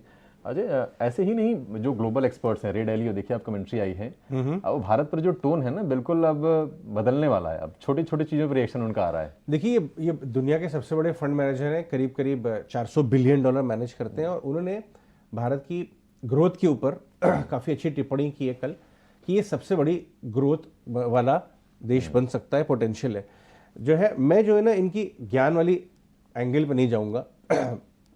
इसका मतलब क्या होगा, सिंपली सीधी सी बात, मेरे लिए क्या मतलब है, जब रे डैलियो इंडोर्स करता है ना कोई देश, करेक्ट, तो उसमें फ्लोज ज़्यादा आते हैं, क्योंकि बहुत सारे 150 फंड मैनेजर जो अपना गुरु मान के बैठे हैं इनको, वो देखते हैं यार मेरे पास तो एसेट क्लास में इंडिया नहीं है, तो फ्लोज बढ़ने की उम्मीद हो जाएगी इतने बड़े फंड मैनेजर के रेडार पे अगर इंडिया आ रहा है तो 2-3-4 साल पहले जब ये चर्चा शुरू हुई कि चाइना +1, तो क्या चाइना इक्वल टू भारत या भारत ग्रेटर नहीं, ये चाइना? देखिए, ये वाली थ्योरी कहीं बनेगी आगे? नहीं, इसमें थ्योरी ये वाली बनेगी। मैं आपको शेयर मार्केट के एंगल से बताता हूँ। किसी ने एक स्टॉक ऐसा खेला हुआ है डिफेंस का, बहुत शुरुआती दौर में, उसे पता है कि डिफेंस स्टॉक कैसे वैल्यू क्रिएट करता है, तो उसको जब मैस्डॉक के आईपीओ आए थे और बहुत सारे डिफेंस स्टॉक के आए थे ना आईपीओ, लोगों ने छोड़ दिए थे, लोगों को पता नहीं था, लेकिन पिछले साइकिल में लोग खेल चुके हैं उसमें। तो जिन्होंने डिफेंस वालों में ना बहुत मौके चुके लोगों इसका वो मैं उदाहरण इसलिए ले रहा हूँ क्योंकि इन्होंने 84 में चाइना में इन्वेस्ट किया था, तो इन्होंने चाइना की री रेटिंग खेली है, तो उससे ये एक तरह से जोड़ रहे हैं कि इंडिया की भी ऐसी री रेटिंग होगी, ये मल्टी बैगर चाइना पे प्रॉफिट बुकिंग कर रहे हैं अभी, वहां से प्रॉफिट बुकिंग, यहाँ मल्टी बैगर शिफ्टिंग चल रही है उम्मीद। लेकिन आगे बढ़ते हैं, कुछ और स्टॉक्स के ऊपर नजर डालते हैं। ब्लॉक्स की तो काफी बात हो गई। ये टेक्सटाइल स्टॉक्स में कल आपने देखा तीसरे दिन ट्राइडेंट, हिम्मत सिंह का सीड, गोकुलदास, सब में तेजी हो रही थी। कोई वहां पे स्टॉक आपको नजर आता है बढ़िया कारवा साहब, जहां पे यहां से ही पैसा बन सकता है? केपीआर मिल्स, देखिए केपीआर मिल्स और ट्राइडेंट, ये दो कंपनीज बहुत अच्छी लगती है मुझे। इनफैक्ट केपीआर मिल्स का आप फंडामेंटल्स भी देखोगे तो यहाँ साउथ साइड की है, बहुत शानदार कंपनी है ये, और सरकार का भी अभी रुख ऐसे होके रखा है कि अब PLI 2 लेके आ रहे हैं वो लोग, और पूरा का पूरा फोकस टेक्सटाइल पे है, क्योंकि ये एक ऐसा सेक्टर है जहाँ पे आपको एकदम नीचे के लेवल पे एम्प्लॉयमेंट मिलता है। अभी हमारे मतलब तमिलनाडु में तो जैसे तिरुपुर करके एरिया है, तो तिरुपुर ऑलमोस्ट खत्म हो गया था बिकॉज टेक्सटाइल एकदम अनवायबल हो गया था। तो अब सरकार का फोकस पूरा ये होकर रखा है कि उस एरिया को वापस डेवलप करे और सारी कंपनीज वापस थ्राइव करे, क्योंकि एम्प्लॉयमेंट बहुत बड़ा एम्प्लॉयमेंट मिलता है इस सेक्टर से। और एक और ये है कि जहाँ पे भी मतलब मैं तो काफी ट्रैवल करता हूँ, अब बांग्लादेश का वगैरह काफी दबाव है टेक्सटाइल पे, और जहाँ पे मतलब जहाँ जहाँ इकोनॉमिक प्रॉब्लम्स है, बांग्लादेश ले लो, पाकिस्तान ले लो, उसका फायदा भी इंडिया को मिलना चाहिए। तो लॉन्गर टर्म में एक्सपोर्ट ओरिएंटेड सेक्टर है, लास्ट हुआ था, तो ट्राइडेंट बहुत बढ़िया है और केपीआर मिल्स भी बहुत बढ़िया है। ठीक है, फटाफट से 2-3 क्वेश्चन ले लेते हैं जल्दी जल्दी स्टॉक्स के बारे में। टाटा पावर पे संतोष बताइए आज क्या करना चाहिए? कल की क्लोजिंग अच्छी है, ब्रेकआउट हुआ है, क्या करना चाहिए? यस, टाटा पावर की बात करें तो इसका ओवरऑल स्ट्रक्चर काफ़ी बुलिश है। हालांकि एक रेजिस्टेंस है 250 252 के आसपास, और क्यू सपोर्टिव नहीं है, तो हो सकता है स्टॉक थोड़ा सा कंसोलिडेशन में चले जाए, लेकिन कोई भी कंसोलिडेशन या करेक्शन मिलता है तो एक बाइंग अपॉर्चुनिटी रहेगी। तो व्यू बुलिश है, लेकिन अभी क्यूज को देखते हुए मेरी सलाह नहीं रहेगी कि आपको अभी खरीदारी करना चाहिए। ट्रेडिंग पर्सपेक्टिव अगर आपको थोड़ा सा लंबा व्यू है तो डेफिनेटली आप बने रह सकते हो। नीचे सपोर्ट रहेगा इसका 240 रुपीज़ के आसपास। अक्षय जरा जल्दी से मेरे को बताइएगा, आप आज कोपरान प्लस करेंगे? कोपरान, उसकी अच्छी क्लोजिंग हुई है, ठीक ठाक चार्ट है। कोपरान के से शुरू होगा, KOPRAN। जी बिल्कुल डिम्पी जी, कल इसने एक स्ट्रॉन्ग ब्रेकआउट स्टेज करा है 203 के स्तर पे, मोमेंटम कैंडल है, वॉल्यूम्स ने सपोर्ट करा है ये ब्रेकआउट को, तो जरूर प्लस करके चल सकते हैं। इसके टारगेट आप देखें तो ऊपर में 280 या 285 तक बनेंगे। डे कल का जो ब्रेकआउट था सपोर्ट बन रहा है अभी 203 का, तो उसके नीचे आप स्टॉप लॉस बना के ये ट्रेड में बाय की तरफ आप ट्रेड बिठा सकते हैं। ठीक है, एक शेयर लक्ष्य मेरे को आपसे पता करना है, वो शेयर है बजाज हिंद का। बजाज हिंदुस्तान के नाम से एक्चुअली वो बजाज हिंद। थोड़ा मैं कैश के स्टॉक्स पूछ रहा हूँ, इनमें अच्छा मूव है। बजाज हिंद जरा चेक करेंगे, आप प्लस करेंगे आज? जी इसको कर सकते हैं, लेकिन थोड़ा सा इसको डिप में बाय करें, 24 के आसपास अगर आता है। ओवरऑल चला हुआ है, इसलिए मैं इसको चेज नहीं करूंगा। अगर थोड़ा बहुत डिप मिलता है 1-1.5 रुपए का तो बेटर आइडिया होगा। 23.5 से लेके 24 तक तो बाय द डिप कैंडिडेट है, लेकिन चेज ना करें इसको अगर ऑलरेडी चल जाए ज्यादा। ठीक है, बजाज हिंदुस्तान बड़ी तेजी ऑलरेडी इसमें हो चुकी है। कल टेलीकॉम सब्सक्राइबर के डेटा जारी किए हैं टेलीकॉम रेगुलेटर TRAI ने जून महीने के, और रिलायंस जियो ने ऐड किए हैं करीब 22-23 लाख कस्टमर, और एज ऑलवेज हमेशा की तरह वोडाफोन आइडिया ने ग्राहक गंवाए हैं करीब 13 लाख के आसपास। हालांकि कल हमने रिलायंस के शेयर को देखा कि 1.5% के आसपास की कमजोरी के साथ दिन के निचले स्तर पर यह बंद हुआ था। जियो फाइनेंशियल की अगर हम बात करें तो चौथे दिन लगातार इसमें हमने लोअर सर्किट शेयर में देखा, तो मूड थोड़ा वहाँ से ख़राब है। सवाल विवेक ये है कि रिलायंस, चूँकि हम देख रहे हैं कि हफ्ते भर में करीब 6-7 ट्रेडिंग सत्र में 100-125 रुपये सस्ता हो गया है। आपको सस्ता लग रहा है क्या ये? सस्ता लग रहा है अभिषेक, और जिस हिसाब से जियो कनेक्शंस ऐड करते जा रहे हैं तो उसका बेनिफिट कंपनी को मिलने वाला है। और ये जितने कनेक्शंस मिल रहे हैं ना, इसका देखिए ना, मतलब रिलायंस आगे चल के जियो फाइनेंशियल में भी यूज करने वाला है। मतलब इतना बेस, अब ये तो है नहीं कि बजाज फाइनेंस का पूरा कस्टमर बेस ये लोग एक शॉट में खींच सकते हैं, लेकिन ऑफर्स इन नंबर्स को पक्का जाएगा। और तीसरी चीज, जो रिलायंस डिजिटल है, अभी उन्होंने पूरा मतलब डिजिटल अब खुद के कंट्रोल में ले लिया है। अब उसमें अगर स्टेक बेचते हैं तो भी यहाँ पे वैल्यू अनलॉकिंग की बहुत बहुत संभावना है। मतलब कोई भी एंगल से आप देखो तो रिलायंस को 3000 के नीचे ट्रेड करना ही नहीं चाहिए। ठीक है, एक प्रोसेस है ये सब, जैसे जैसे वैल्यू अनलॉकिंग होगा स्टॉक ऊपर जाएगा, तो डेफिनेटली आपको होल्ड करना चाहिए, और मुझे तो सस्ता लग रहा है।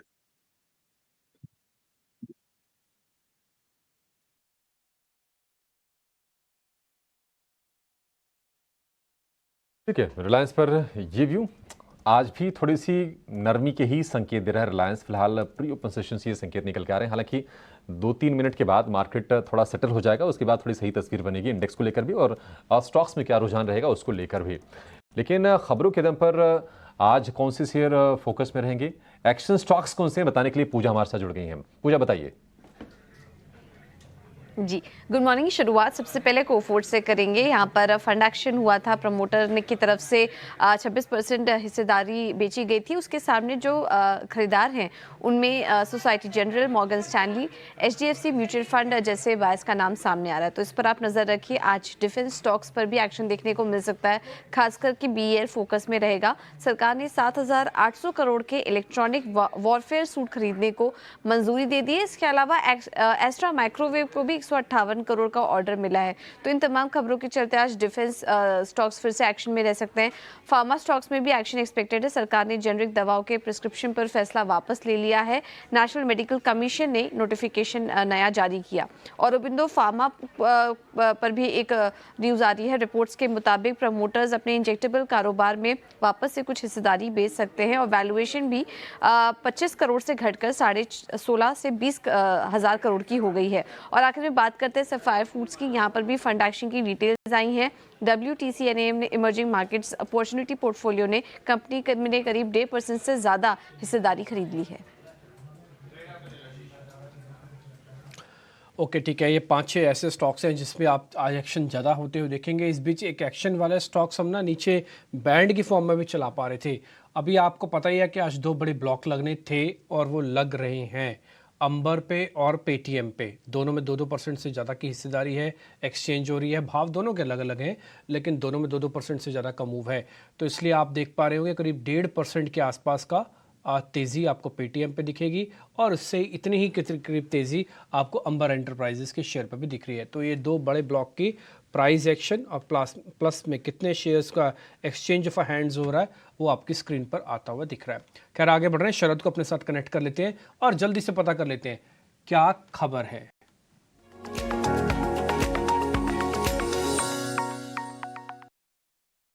जी बिल्कुल, फोकस में रहने वाला है मैंड इंफ्रा, और यहाँ पे जो है हमारे सोर्सेज बता रहे हैं कि सैमको म्यूचुअल फंड ने जो है लगभग 20 लाख शेयर्स की जो एक्विजिशन की है लास्ट वीक।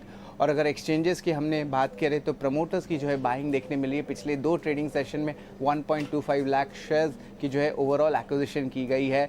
और चैनल चेक सजेस्ट कर रहे हैं कि जो मार्की HNI इन्वेस्टर्स है उसमें जो है इंटरेस्ट स्टॉक के लिए जो है अभी बहुत स्ट्रॉन्ग देखने मिली है, और डीलर्स कह रहे हैं कि और जो है बाइंग HNI की तरफ से देखने मिल सकती है। इसके अलावा अगर बात करें तो हाल ही में कंपनी ने जो है एक रियल एस्टेट डेवलपमेंट कंपनी की भी खरीदारी की है। और स्टॉक स्पेसिफिक बात करते हैं तो स्टॉक ऑलमोस्ट डबल हो चुका है अपने मार्च के लो से।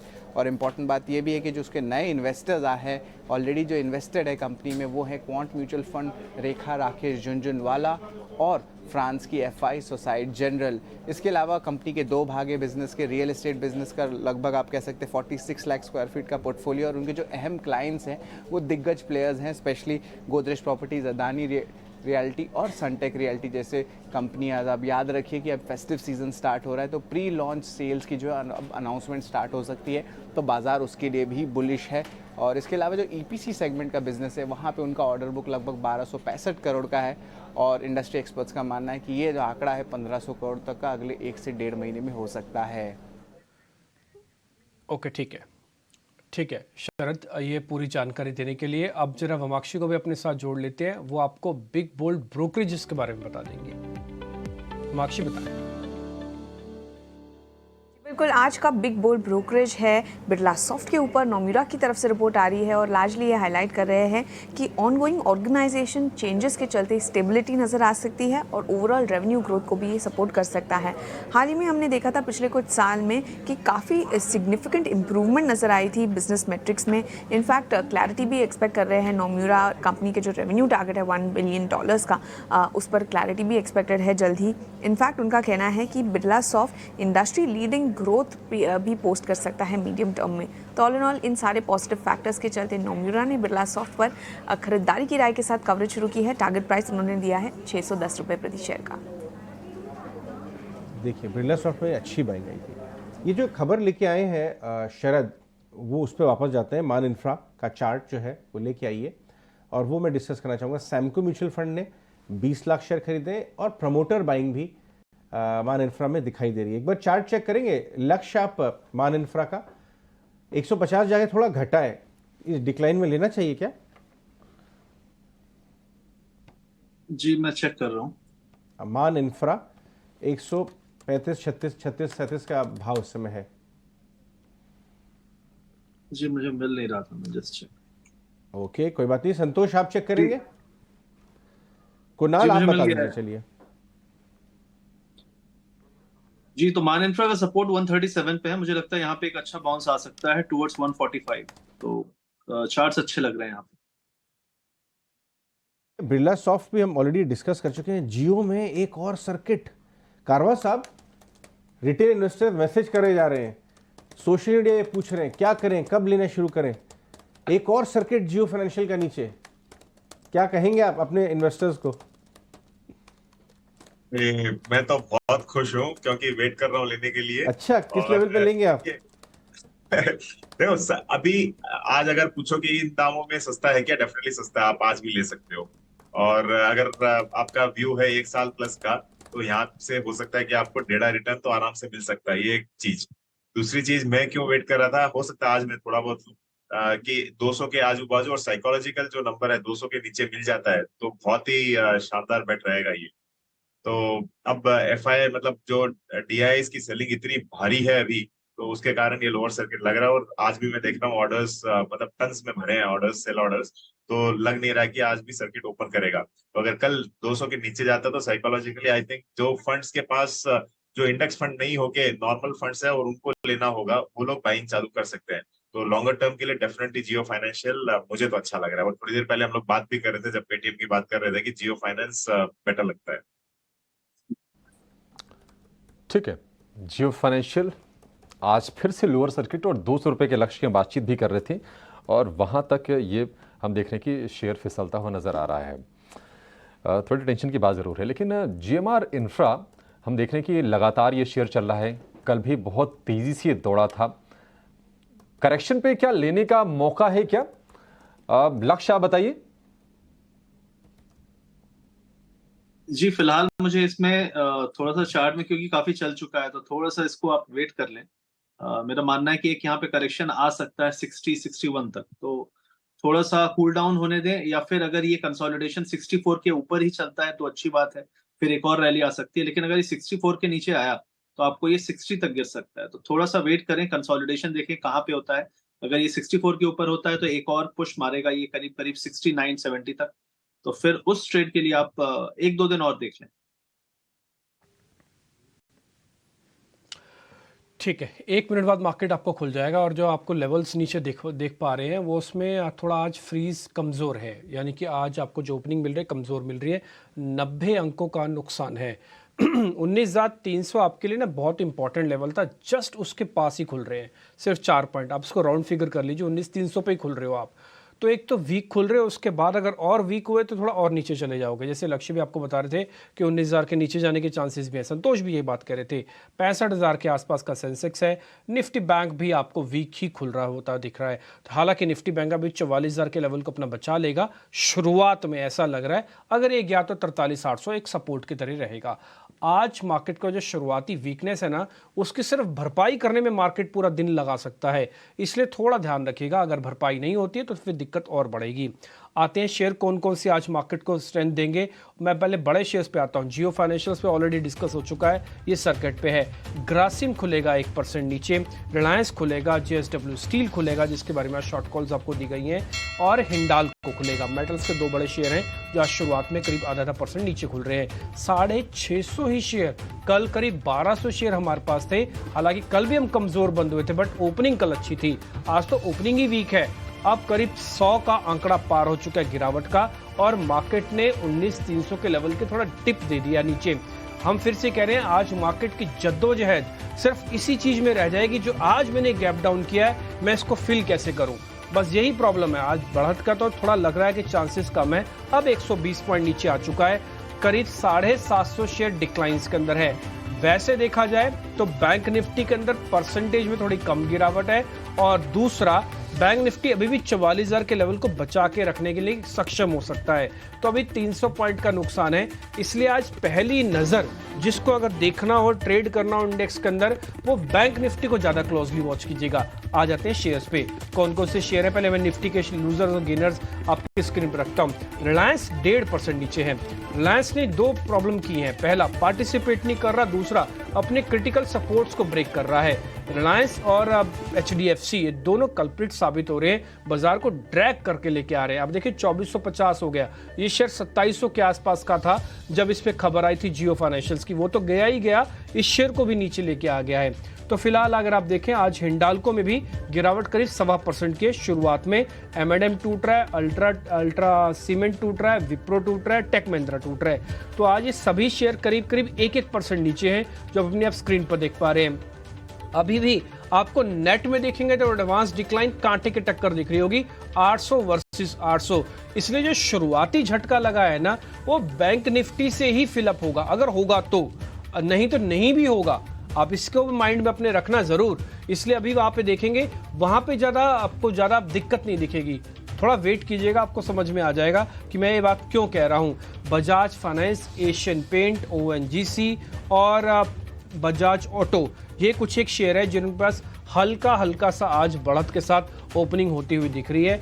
इसके अलावा मैं अगर इसके कुछ और शेयर को चेक करूं जिसको नेक्स्ट 50 हम कहते हैं, वहां पर अगर आप जाएंगे तो BEL, हिंदुस्तान एरोनॉटिकल्स, मैरिको, ये कुछ एक शेयर है जिनके पास 1% के आसपास की बढ़त है।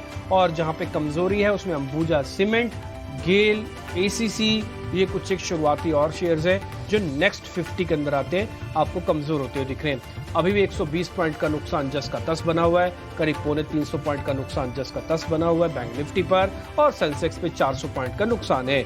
अब हम जरा हीट मैप लेके आते हैं, उससे आपको ओवरऑल पिक्चर पता लगेगी। कल आपने सारी स्क्रीन को ऑलमोस्ट ग्रीन देखा था, आज ऐसा नहीं दिखेगा आपको हीट मैप में। आज आपको सारी स्क्रीन ऑलमोस्ट आपको रेड दिख रही होगी।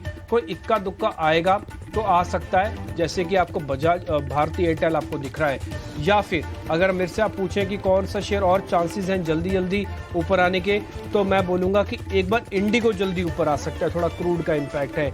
अदानी विल्मर पे भी आज ध्यान रखिएगा, अदानी ग्रुप के शेयर में से बस ये 2 शेयर मेरे को स्क्रीन पे दिख रहे हैं जहां से जल्दी ऊपर आने के थोड़े चांसेस हैं। ये हीट मैप है, आप IT, मेटल्स, बड़े शेयरों का कॉम्बो इस पूरे हीट मैप पे देख पा रहे होंगे। छोटे मझोले शेयर्स में क्या हो रहा है, अभी एक्सपर्ट्स को क्या करना, कौन से ट्रेड हमको दे रहे हैं, क्या करना चाहिए, ये बताने के लिए अभिषेक को मैं अपने साथ कनेक्ट कर रहा हूँ। अभिषेक, बिल्कुल, तो बाजार में हफ्ते के आखिरी कारोबारी दिन आज हम सेंटिमेंट काफ़ी वीक देख रहे हैं, और जेरोम पॉवेल के स्पीच पर नज़र होगी कि महंगाई दर को लेकर वो क्या बोलते हैं। हालांकि थोड़ी सी निराशा हमने अमेरिकी बाज़ारों में देखी, डाउ में, नेस्डेक में, S&P में। और कहीं ना कहीं MPC के जो मिनट्स आए, जिस सख्त भाषा का इस्तेमाल किया है RBI के गवर्नर ने, शक्तिकांत दास ने, उसके चलते भी थोड़ा सा बाजार पर प्रेशर बन रहा है। लेकिन अगर हम छोटे मझोले शेयरों को देखेंगे तो पहले बातचीत कर लेते हैं तेजी वाले शेयरों की। केफिन टेक को लेकर जेफरीज की अच्छी रिपोर्ट आई है, 500 रुपये से ऊपर के लक्ष्य दिए हैं, 6.5% ये शेयर ऊपर ट्रेड कर रहा है। इसके अलावा जुपिटर वैगन्स, हम देख रहे हैं कि रेलवे से जुड़ी और खासतौर से वैगन वाली जो कंपनियां हैं वहां पर अच्छी तेजी है, और जुपिटर वैगन आज भी करीब 4% की तेजी के साथ कारोबार कर रहा है। इसके अलावा एस्ट्रा माइक्रो इनको की एक छोटा सा ऑर्डर मिला है करीब करीब 200 करोड़ के आसपास का, शेयर में हम 4% के आसपास की तेजी देख रहे हैं। प्रकाश इंडस्ट्रीज को लेकर भी खबर थी और खबरों के दम पर इसमें भी एक्शन है, 3-3.5% के आसपास की तेजी है। इलेक्ट्रॉनिक स्मार्ट लगातार ये शेयर चल रहा है और आज भी हम 3% के आसपास की तेजी इस शेयर में देख रहे हैं। और ADF फूड, केन स्टिक, ये कुछ और शेयर हैं जहां पर हम आज तेजी का सत्र देख रहे हैं। लेकिन अगर हम गिरने वाले शेयरों की बात करें, क्योंकि बाजार का मूड आज है लाल, और इस गिरावट में हम देख रहे हैं कि शॉपर स्टॉप करीब 6% ये शेयर टूट गया है।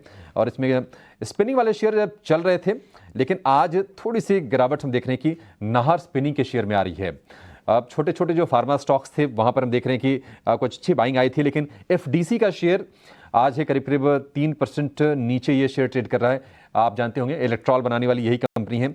इसके अलावा हम देख रहे हैं कि हेरिटेज फूड्स में करीब करीब 2.5-3% के आसपास की गिरावट है। KRBL में करीब 2.5% के आसपास की गिरावट है। तो फूड वाला सेगमेंट आज थोड़ा सा प्रेशर में है, लेकिन याद रखिए ये शेयर चले बहुत हैं, इसके चलते आप इस गिरावट को बहुत बड़ी गिरावट के तौर पर मत देखिए, एक थोड़ा सा ये करेक्शन या फिर प्रॉफिट टेकिंग इसको हम कह सकते हैं। तो बाजार का मूड ये फटाफट 9:20 अब हो गए हैं और तमाम एक्सपर्ट्स को फिर से जोड़ते हैं और ये समझते हैं कि आपके लिए ओपनिंग के ट्रेड्स क्या बनेंगे। ज्यादातर एक्सपर्ट्स ने आज सेल के रिकमेंडेशन दी थी और अब फिर समझते हैं कि अब उनकी क्या राय बन रही है। संतोष, शुरुआत आपसे करना चाहेंगे, बताइए आपकी क्या है ओपनिंग ट्रेड्स? यस, मेरी रिकमेंडेशन सेल साइड ही रहेगी। मेरा शॉर्ट साइड कॉल रहेगा विप्रो का। विप्रो की बात करें तो यहाँ भी एक 420 के आसपास से टॉप आउट हो रहा है, नीचे एक सपोर्ट ब्रेक किया 408 का, तो यहाँ पे सेल करना चाहिए। नीचे आपका 402 का टारगेट रहेगा, स्टॉप लॉस रखना चाहिए आपको 412 रुपए का। कुणाल, आपका ओपनिंग ट्रेड? वेल, 2 ट्रेड रहेंगे, एक बाय का रहेगा और एक सेल का रहेगा, और दोनों जेड से स्टार्ट हो रहे हैं। पहला जो है जिल, एक अच्छी खासी मोमेंटम हमें स्टॉक में देखने को मिली थी, लेकिन उसके बाद साइडवेज मोमेंटम में स्टॉक हो गया था और अभी वो लेवल का ब्रेकडाउन भी दिया है। जिल फ्यूचर यहाँ से शॉर्ट करके चलने का मौका बन रहा है। 269 के अराउंड ट्रेड कर रहा है, 278 के एसएल से हम शॉर्ट करेंगे। नीचे में 260 का पहला टारगेट वो ब्रेक होते ही 251 का दूसरा टारगेट भी हमें ये काउंटर दिखा सकता है। और दूसरा जो है वो जाइडस वेलनेस है, काफी अच्छी मोमेंटम रिसेंट डेज में स्टॉक में हमें देखने को मिली है। 1640 के अराउंड स्टॉक ट्रेड करता हुआ नजर आ रहा है। 1590 के एसएल के साथ यहाँ से खरीदारी करके चलने का मौका बन रहा है। ऊपर में टारगेट 1700 का पहला है, वो जैसे ही ब्रेक करेगा 1765 का दूसरा टारगेट भी हमें ये दिखा सकता है। अक्षय, आपका ओपनिंग ट्रेड?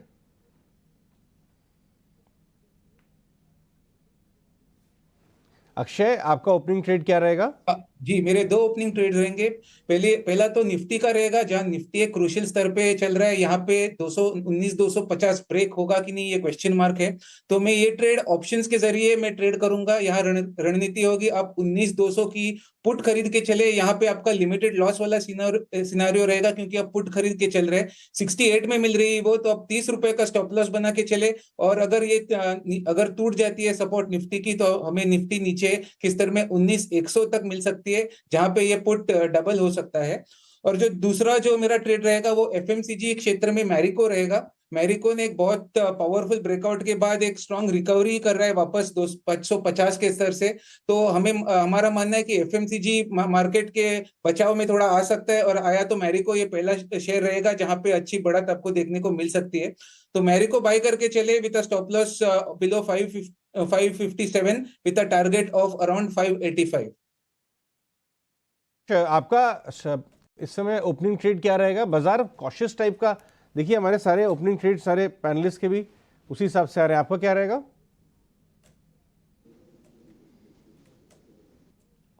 संतोष, आपको आवाज आ रही है? ऑलरेडी डिस्कस कर लिया। हाँ यस मैंने ओपनिंग ट्रेड ऑलरेडी डिस्कस कर लिया। विप्रो जहाँ मुझे वीकनेस नज़र आ रही है तो वहाँ पे शॉर्ट साइड कर सकते हैं। इसके अलावा अगर किसी को बाइंग साइड देखना है तो लेमन ट्री जैसे स्टॉक्स में एक कंसोलिडेशन देखने को मिल रहा है, तो यहाँ पे फिर से तेजी का मोमेंटम बनते दिख सकता है। तो लेमन ट्री खरीदते हैं तो 106 रुपये का स्टॉप लॉस रखे, 112 रुपये का टारगेट रहेगा। आपका ओपनिंग ट्रेड लक्ष्य बाबू, आपको आवाज आ रही है? जी आ रही जी। एक्चुअली इंडेक्स में मेरा जो व्यू है वो थोड़ा सा अभी बियरिश नहीं है इस पॉइंट पे। प्राइस एक्शन इनिशियल देख के मुझे लगता है मार्केट आज काफी अच्छे से एब्जॉर्ब कर रहा है यहाँ पे इस लेवल पे सेलिंग। तो हो सकता है कि हम 19,250 270 एरिया को होल्ड करें एटलीस्ट फर्स्ट हाफ में। तो मुझे लगता है यहाँ पे एग्रेसिव बियरिश ना हो, अभी दोपहर में यूरोप का ओपन का वेट कर लें। और यहाँ पे एक और चीज है कि आईटी, जैसा हम उम्मीद कर रहे थे कि यूएस में टेक में फॉल आ रहा है, आईटी में वैसा फॉल आ नहीं रहा है। तो मुझे लगता है आईटी में जो हम सोच रहे थे कि यहाँ पे शॉर्ट करें उसको अवॉइड करें फिलहाल। तो अवॉइड करना ही एक अच्छी ट्रेड हो सकती है यहाँ से। और दूसरा है कि मेटल में जो वीकनेस है वो भी आप थोड़ा वेट कर लें, क्योंकि ये मतलब चलनी चाहिए थी क्योंकि डॉलर बढ़ रहा है लेकिन अभी तक नहीं चल रही है। तो ये दो चीजें हैं, कॉशन यहाँ पे रखें, एग्रेसिव शॉर्ट ना जाए, क्योंकि कई बार होता क्या है कि चीजें प्राइस्ड इन रहती हैं और हम उसको एग्रेसिवली नहीं समझते हैं। तो इनफैक्ट यहाँ से घटे हुए बाजार में बहुत ज़्यादा नेगेटिव होना चाहिए या नहीं, ये देखने वाली बात है। 19,300 सपोर्ट जोन 6 बार हम पिछले 2 महीने में यहाँ पे सपोर्ट लेके यहाँ से रिबाउंड कर चुके हैं। 100-150 पॉइंट का रिबाउंड यही हो रहा है। इनफैक्ट अभी का भी लो 19,260 बना था स्पॉट में, अभी हम 19,315 पे ऑलरेडी आ चुके हैं और बाजार रिकवर करता है। अगर शॉर्ट हुआ है तो कवर भी होगा, वो ट्रेड तो पूरा प्रॉफिटेबल तभी होगा। और आज फ्राइडे है तो उसके पीछे कौन शॉर्ट ट्रेड कैरी करेगा, तो बुरी बात नहीं है अगर कवर भी हो जाए। कारवा साहब, और क्या रिसर्च कर रहे हैं आप? कोई इंटरेस्टिंग एरिया आपने निकाला मिड कैप स्मॉल कैप का पिछले कुछ दिनों में? देखिए, पिछले 2-3 हफ्ते से आपके वीआईपी सेगमेंट में मैं श्रीराम प्रॉपर्टीज रेकमेंड कर रहा था। वो रिकमेंडेशन रेट था करीबन 65 रुपया और टारगेट दिया था करीबन 83, वो तो अचीव हो गया है।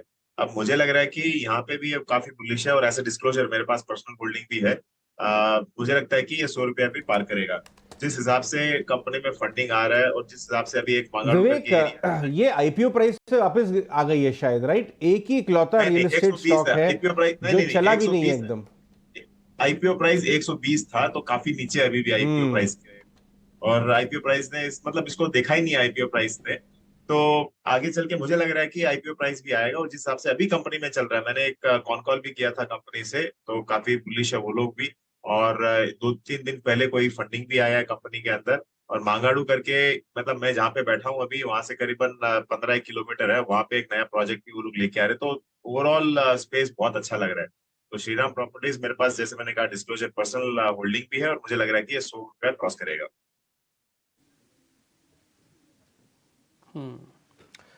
आज जो शुरुआती एक्शन हुआ है ना मार्केट के अंदर, क्योंकि मैंने एडवांस डिक्लाइन और सारा डाटा भी चेक किया, उसके अंदर ऐसा लग रहा है कि मार्केट आज फिर से आपको थोड़ा मतलब आपको बोर कर देगा। आज जो सुबह का गैप हो रहा है बस इसी को फिल करने की एक प्रोसेस है। जो आज का इंट्राडे लो बना है ना, अगर ये वापस टेस्ट होने के लिए भी नहीं जाता ना तो आज के लिए फिक्स हो गया है आज का लो, अब ये नहीं तोड़ेगा।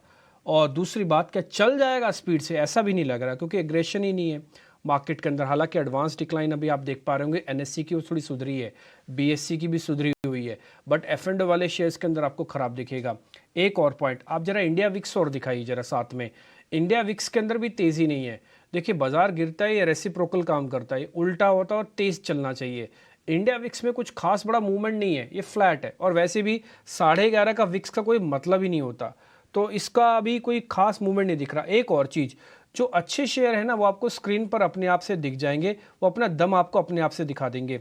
मैं आपको एग्जांपल के तौर पर बता सकता हूं, जैसे अगर आप आज निफ्टी का टॉप गेनर्स चेक कर रहे हैं ना, तो आपको फिर से बजाज के दोनों शेयर्स दिख रहे हैं। ये बिल्कुल पैरेलल ट्रेड चल रहा है कि जब तक जियो टूटेगा तब तक हम बढ़ेंगे, और आज दोनों ने लीडरशिप ले रखी है, फाइनेंस ने भी और फिनसर्व ने भी। तो ये बहुत ही क्लियर ट्रेड है। फिर आ गया बीपीसीएल और ओएनजीसी, ये मैं आपको शेयर इसलिए नोटिस करा रहा हूँ, अगर आप स्क्रीन को एक बार ढंग से देखेंगे, सिर्फ 10 मिनट के लिए शांति से पढ़ेंगे, तो आपको बहुत सारी चीज़ें क्लियर अपने आप से पिक्चर दिखाती चलेगी किसकी वजह से क्या क्या हो रहा है। अब आते हैं एक दो शेयर ऐसे पे जहाँ पर अच्छा मोमेंटम देखने को मिल रहा है। विवेक सर, क्योंकि आज फंडामेंटल एनालिस्ट हैं आप, अच्छे अच्छे शेयर चुन चुन के पकड़ पकड़ के रखते हैं और आपकी कैपेसिटी भी है रखने की। एससीसी को आप प्लस करके रखोगे, ये मैं पिछले 10 दिन में शायद 7वीं 8वीं बार पूछ रहा हूँ। उसकी वजह यह है कि जब बाजार के अंदर 70-100 पॉइंट की गिरावट आती है ना, तब भी हिंदुस्तान कंस्ट्रक्शन एससीसी आपको कुछ ऐसा दिखता है हरे निशान में। जरा देख के बताइए सर, आपका व्यू पॉइंट इस पे क्या है? हमको लग रहा है ये कंपनी बदल रही है, मेरा देश बदल रहा है। देखिए, डिम्पी जी, अगर देश बदल रहा है तो काफी बढ़िया बढ़िया कंपनीज भी अवेलेबल है जहाँ पे आप पैसा लगा के आप एटलीस्ट चैन की नींद सो सकते हो। एचसीसी जब मैं पिछले 20 साल से देख रहा हूँ और मुझे नहीं लगता कभी इन्वेस्टर्स को इसने रिटर्न दिया है। हाँ, आगे चल के सही में कंपनी एकदम प्रॉफिट्स दिखाने लगती है और ऑर्डर बुक इसका बड़ा होता है तो बात अलग होगी, लेकिन ऐसे नॉर्मल सिचुएशन में मुझे नहीं लगता है कि एचसीसी पे मैं दाव लगाऊंगा, क्योंकि बहुत एक्सपीरियंस हो चुका है कंपनी के साथ। तो बहुत बढ़िया बढ़िया कंपनीज अवेलेबल है बाजार में, इसके बजाय ऑल्टरनेटिवली आप मैं तो उसको देखूंगा, इसको नहीं देखूंगा। अच्छा ठीक है सर, कोई बात नहीं, हमने आपके सामने रख दिया, आपको पसंद नहीं आई कोई बात नहीं, छोड़ देते हैं। सर एक चीज़ फिर आपको और दिखाते हैं, आप मेरे को जरा फिर अडानी में से एक अच्छी कंपनी बताओ। अडानी विल्मर है? अडानी विल्मर देखिए, मेरे पास पर्सनल होल्डिंग है, तो ऑब्वियसली लग रहा है कि ये अच्छा करेगा यहाँ से आगे चल के। और जितना दिक्कत होना था, मतलब आपने रुचि सोया का भी रिजल्ट देख लिया, अडानी विल्मर का भी रिजल्ट देख लिया, जितना वो इन्फ्लेशन प्रेशर वगैरह होना था, इनपुट कॉस्ट प्रेशर होना था, वो सारा खत्म हो चुका है मुझे लग रहा है। और अडानी ने ये भी क्लियर कर दिया कि वो लोग अपना स्टेक बेच के बाहर निकल नहीं रहे। तो 378 काफी रीजनेबल लेवल है, यहाँ से डाउन साइड तो मुझे दिखता ही नहीं है। मतलब बहुत ही कुछ नेगेटिव आए तो बात अलग है, सेबी की रिपोर्ट अभी आनी है, तो मुझे लग रहा है कि बाजार सेबी की रिपोर्ट के लिए वेट कर रहा है। 15 दिन का समय मांगा था, वो आई थिंक 10 दिन और बचे हैं, तो 10 दिन बाद अगर आप देखते हो तो इसमें आप इनफैक्ट अभी भी स्लो एंड स्टेडीली बाई कर सकते हो। और मुझे नहीं लगता है कि बहुत बड़ा नेगेटिव रिपोर्ट कुछ आने वाला है। तो अडानी विल्मर इंटरेस्टिंग है, 450 के लिए आप इसको ले सकते हो। और डिस्क्लोजर बहुत इंपॉर्टेंट है यहाँ पे, मेरी अच्छी खासी होल्डिंग है इसमें। डिम्पी बाबू, आपके लिए बहुत ज़बरदस्त स्टोरी लेके आए हैं, और आपको क्योंकि वो स्टॉक आप ट्रैक भी कर रहे हैं, इसलिए मैं आपको बता दूं, उसके बाद विवेक से बात करेंगे। आप गैस कर सकते हैं क्या अभिषेक? डिम्पी के चेहरे पे मुस्कुराहट आ रही है, कौन सा शुक्रवार वाले? मेरा कौन सा स्टॉक के बारे में कुछ एडिशनल? शुक्र है, शुक्रवार है नहीं, India bull housing, IB housing. Okay, हाँ, आईबी हाउसिंग में एक नई चीज हुई है, क्योंकि डिम्पी को Suzlon, HCC, India bull housing, वो टर्न अराउंड स्टोरीज पसंद करते हैं। तो मैंने कहा कि एक टर्न अराउंड स्टोरी में थोड़ी डीप रिसर्च निकाली जाए। और हुआ ये है, इसमें पहले ये कैविएट दे दूं कि ये 1500 का स्टॉक हुआ करता था, नीचे 100 रुपये तक गया है। पहली बात कैविएट, ये रिस्की स्टॉक है। दूसरी कैविएट, आए दिन बैन में जाता है। तीसरी कैविएट, लेकिन एट द सेम टाइम यहाँ पे एक रेजरेक्शन, एक वापस से खड़ी करने का अटेम्प्ट हो रहा है। इसमें कुछ दिन पहले एलआईसी के, इनके बोर्ड पे एक एलआईसी के रिप्रेजेंटेटिव रखे गए थे। अच्छा, वो कंपनी भी तो हो नहीं रही, जो 1500 वाली थी तो अलग कंपनी, वो नहीं रही। हाँ, अभी अलग कंपनी है। प्रमोटर का 1% रह गया है। हाँ, 1% सब बेच के निकल गए। बट कल शाम को एक नई चीज हुई है। डिम्पी, आपको मालूम था ये बात? कल शाम को एलआईसी, सॉरी नहीं सर, मैंने इंडिया बुल हाउसिंग में ना $300 मिलियन का ओवरसीज लोन रीपे किया है, चुका दिया वापस। और उन्होंने पहली बार ग्रोथ पे गाइडेंस दी है, और उनकी एक्सचेंज फाइलिंग में ये लिखा है कि हमारा बुरा समय बीत गया, this is our past, now we are guiding for growth, mid teen ROEs की तरफ गाइड किया है बाय FY26। ये एलआईसी के जो रिप्रेजेंटेटिव आए हैं वही पूरा गेम बदल रहे हैं इसके अंदर। कारवा साहब, आपने ट्रैक किया है क्या? इसमें ब्लैकस्टोन ने भी मान लिया, मैथ्यू सिरियाक ने भी लिया था, लेकिन एलआईसी जो बोर्ड पे आए उसके बाद से कुछ, ये आपने एक्सचेंज फाइलिंग देखी कल शाम वाली? मैंने देखी, और ANZ उनका लोन था, उसका लोन इन्होंने रीपे किया है। और एक और मजाक की बात यह है कि जब ये 125 चल रहा था ना, तब मैंने एक जो हाउसिंग फाइनेंस में काफी एक दिग्गज आदमी है चेन्नई में, उससे मैंने कॉल करके पूछा कि भाई इंडिया बुल्स हाउसिंग कैसे कर रहा है, मतलब तुम लोगों का बिजनेस कैसे चल रहा है। तो उस वक्त तो मैं एनालाइज कर रहा था, और अगले दिन पता चला उस बंदे ने तो खरीद लिया और मैं रह गया, और उस दिन अपर सर्किट था स्टॉक। तो देखिए, इसमें अब री रेटिंग हो रहा है। अब वो 1500 जो पहले था उसको तो भूल जाइए, लेकिन जो कंपनी में दिक्कतें थी, मैनेजमेंट चेंज हो गया इसका। अब वो पुराना मैनेजमेंट नहीं है, जो गहलोत लोग थे वो लोग तो बाहर निकल चुके हैं। अब मुझे लग रहा है कि इसमें री रेटिंग होने की संभावना है, और जब भी कंपनी कोई भी डेट से और ह्यूज एनपीए से रिकवरी होती है तो आपको काफी बहुत सुपर्ब रिटर्न्स मिल सकता है। एक एग्जांपल, आप किसी को भी मतलब अगर रिसर्च करना हो तो टीआई जो तिलक नगर इंडस्ट्रीज है उसको देखना चाहिए। कंपनी एकदम ऑलमोस्ट एनसीएलटी में आ गई थी, अब उसकी रिकवरी देखिए 2-3 रुपए से लेके आज कहाँ पे है। तो ऐसा कुछ हो सकता है इंडिया बुल्स फाइनेंस में, हाउसिंग फाइनेंस में। मैं तो काफी बुलिश हूँ और लग रहा है कि इसको बाई करके रखना चाहिए। ओके, इसको बाय करके रखना चाहिए। एक ना मैं चार्ट आपको दिखाता हूँ, मैंने क्यों इस शेयर को चुना और मेरे को क्यों ऐसा लगता है कि कंपनी के अंदर बदलाव हो रहा है। 1 मिनट के लिए आप दिखा सकते हैं मेरी स्क्रीन को। ये मैंने 2020 का है, हाँ 2020 से लेके अब तक का है, उससे पहले का भी है। खैर अभिषेक जो बता रहे थे ना, पहले किसी और तरह की कंपनी थी, अभी किसी और तरह की कंपनी है, ये आपको दिखेगा। पहले ये इस तरह की कंपनी थी जो आप अपनी स्क्रीन पर देख पा रहे हैं, चलती थी, रुकती नहीं थी। उसके बाद जब ये गिरी तो एक ऐसे बेस पे आके टिक गई कि उस बेस को बार बार ब्रेक नहीं कर रही है।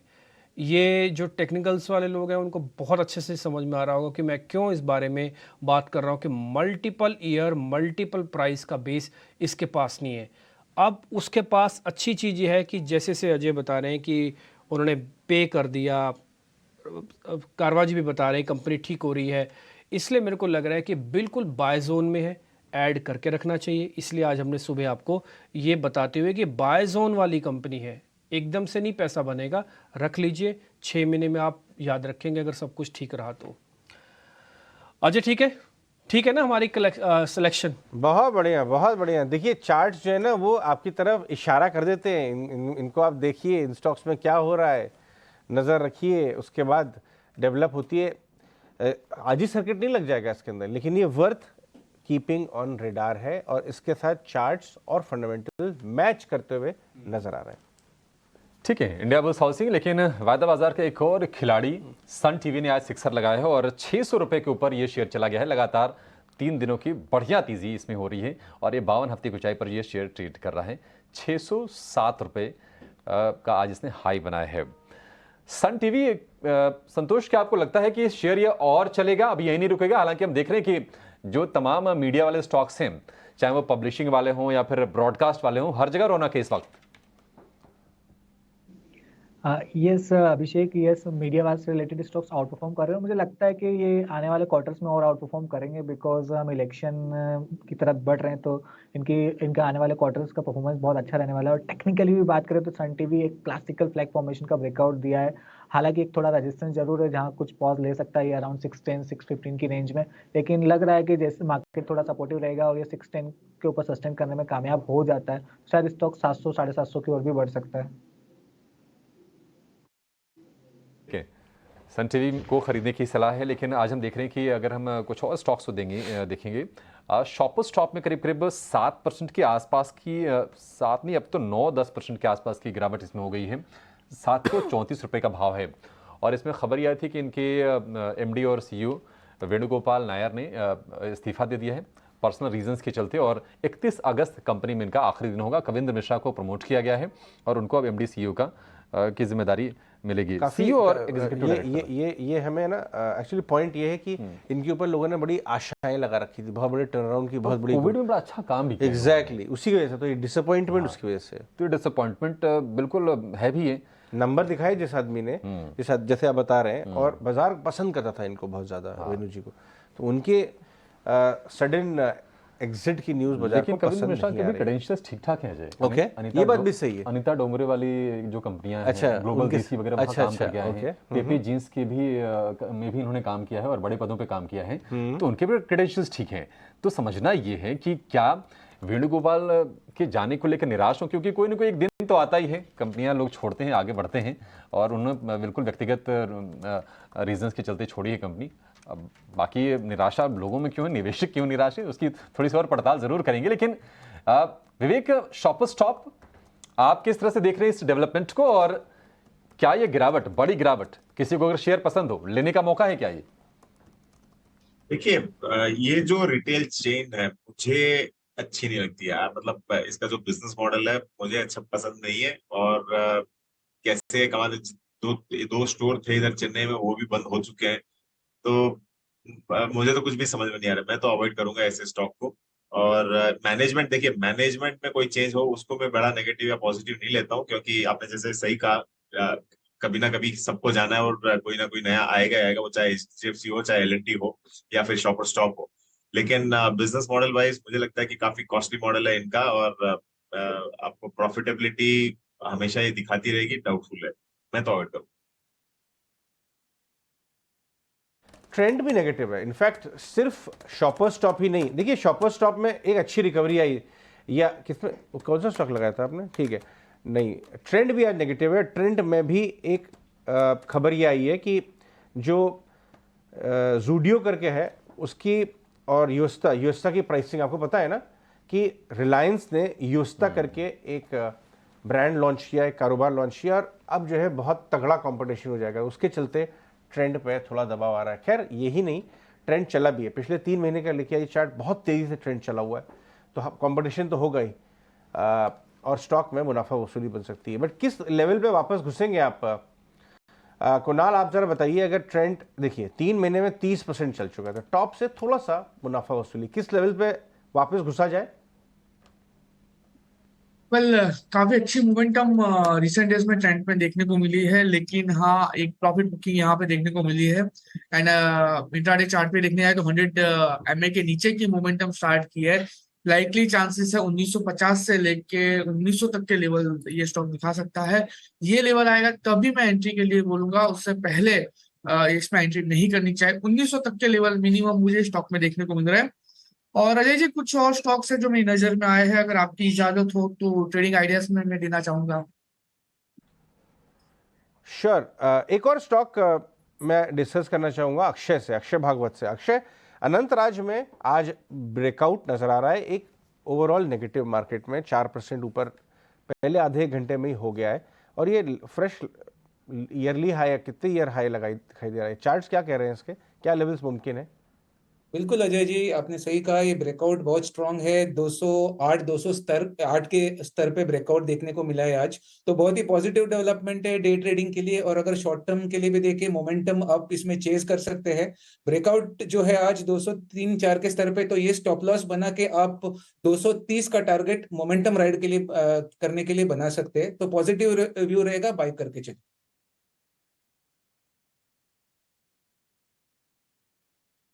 गिरावट कैप हो सकती है, उसका सबसे बड़ा एग्जाम्पल के तौर पर सामने निकल के आ रहा है रिलायंस इंडस्ट्रीज़। एक बार जरा रिलायंस इंडस्ट्रीज़ के इंट्राडे चार्ट दिखाइए। और आज जो हम सुबह आपसे बात कर रहे हैं ना कि एक बार का जो लो लग गया सो लग गया, अगर हम रीटेस्ट करने के लिए वापस नहीं जाते हैं तो अभी तक तो नहीं गए हैं। फिर रिलायंस ये कह रहा है कि कब तक गिराओगे, आखिरकार मैं हूँ राजा, तो ये वापस आ रहा है। दूसरा पॉइंट, अगर आप चेक करेंगे ना, टाटा मोटर्स पे कल का साइन अच्छा नहीं था, बट आज उसका रीबाउंड अच्छा है। तो जो पक्के शेयर हैं जिनकी कल क्लोजिंग बुरी हुई थी बट आज ओपनिंग में रीबाउंड अच्छा कर रहे हैं, वो इंडेक्स के शेयर हैं, तो वो आपके इंडेक्स मैनेजमेंट का काम करेंगे। देखिए इंडेक्स ना सिर्फ भावनाओं का काम करता है, आखिरकार फिर आपको शेयर ही पकड़ने पड़ते हैं। रिलायंस इंडस्ट्रीज़ ने बहुत इंपॉर्टेंट एक रोल प्ले किया है आज। अब मैं जरा आता हूँ शेयर्स पे कि कहाँ कहाँ पे आपको सौदे मिलेंगे। एक शेयर है प्रिंस पाइप। एक बार संतोष जी, प्रिंस पाइप आप चेक करोगे, आज की मेरे को इसका ट्रेड अच्छा लग रहा है, प्रिंस पाइप। यस डिम्पी, आपने एक अच्छा स्टॉक फाइंड किया है। स्टॉक का ओवरऑल स्ट्रक्चर भी बुलिश है और स्टॉक ने 20 डे मूविंग एवरेज पे पुल बैक लिया और वहीं से अच्छा बाउंस बैक दिखा रहा है, बाइंग देखने को मिल रही है। लग रहा है कि यहाँ से और तेजी बन सकती है। काउंटर में ऊपर में जो टारगेट आ रहा है 725 का आ रहा है, तो 20 रुपये की एटलीस्ट अपसाइड नजर आती है। 725 क्रॉस करता है तो और बड़ी तेजी बन सकती है, but for as a trader you can buy with stop loss of 695 for the target of 725। इस बीच इस कैवेट को भी आपके सामने लगा दें कि रिलायंस के हरे निशान में आने का मतलब ये नहीं कि आपको कूद के बाहर आना है, आपको एकदम से भर भर के स्टॉक पकड़ने हैं। सिर्फ आपको एक ही काम करना है कि शॉर्ट करने से थोड़ा अवॉइड करना है आज के लिए। बस खरीदारी करनी है, उसका फैसला अपने वित्तीय सलाहकारों से आप पूछ के कीजिएगा। हमारा मानना है कि रेंज का मार्केट रहेगा, चर्न करता रहेगा। आपको 50-60 पॉइंट कमाने तो ठीक है, नहीं तो फिर आप शांति से बैठो, शेयर्स के मजे लो, वो ज़्यादा अच्छा है। आगे बढ़ते हैं, ऑप्शंस का सौदा भी आपके लिए लेके आते हैं, ऑप्शंस का चैंपियन।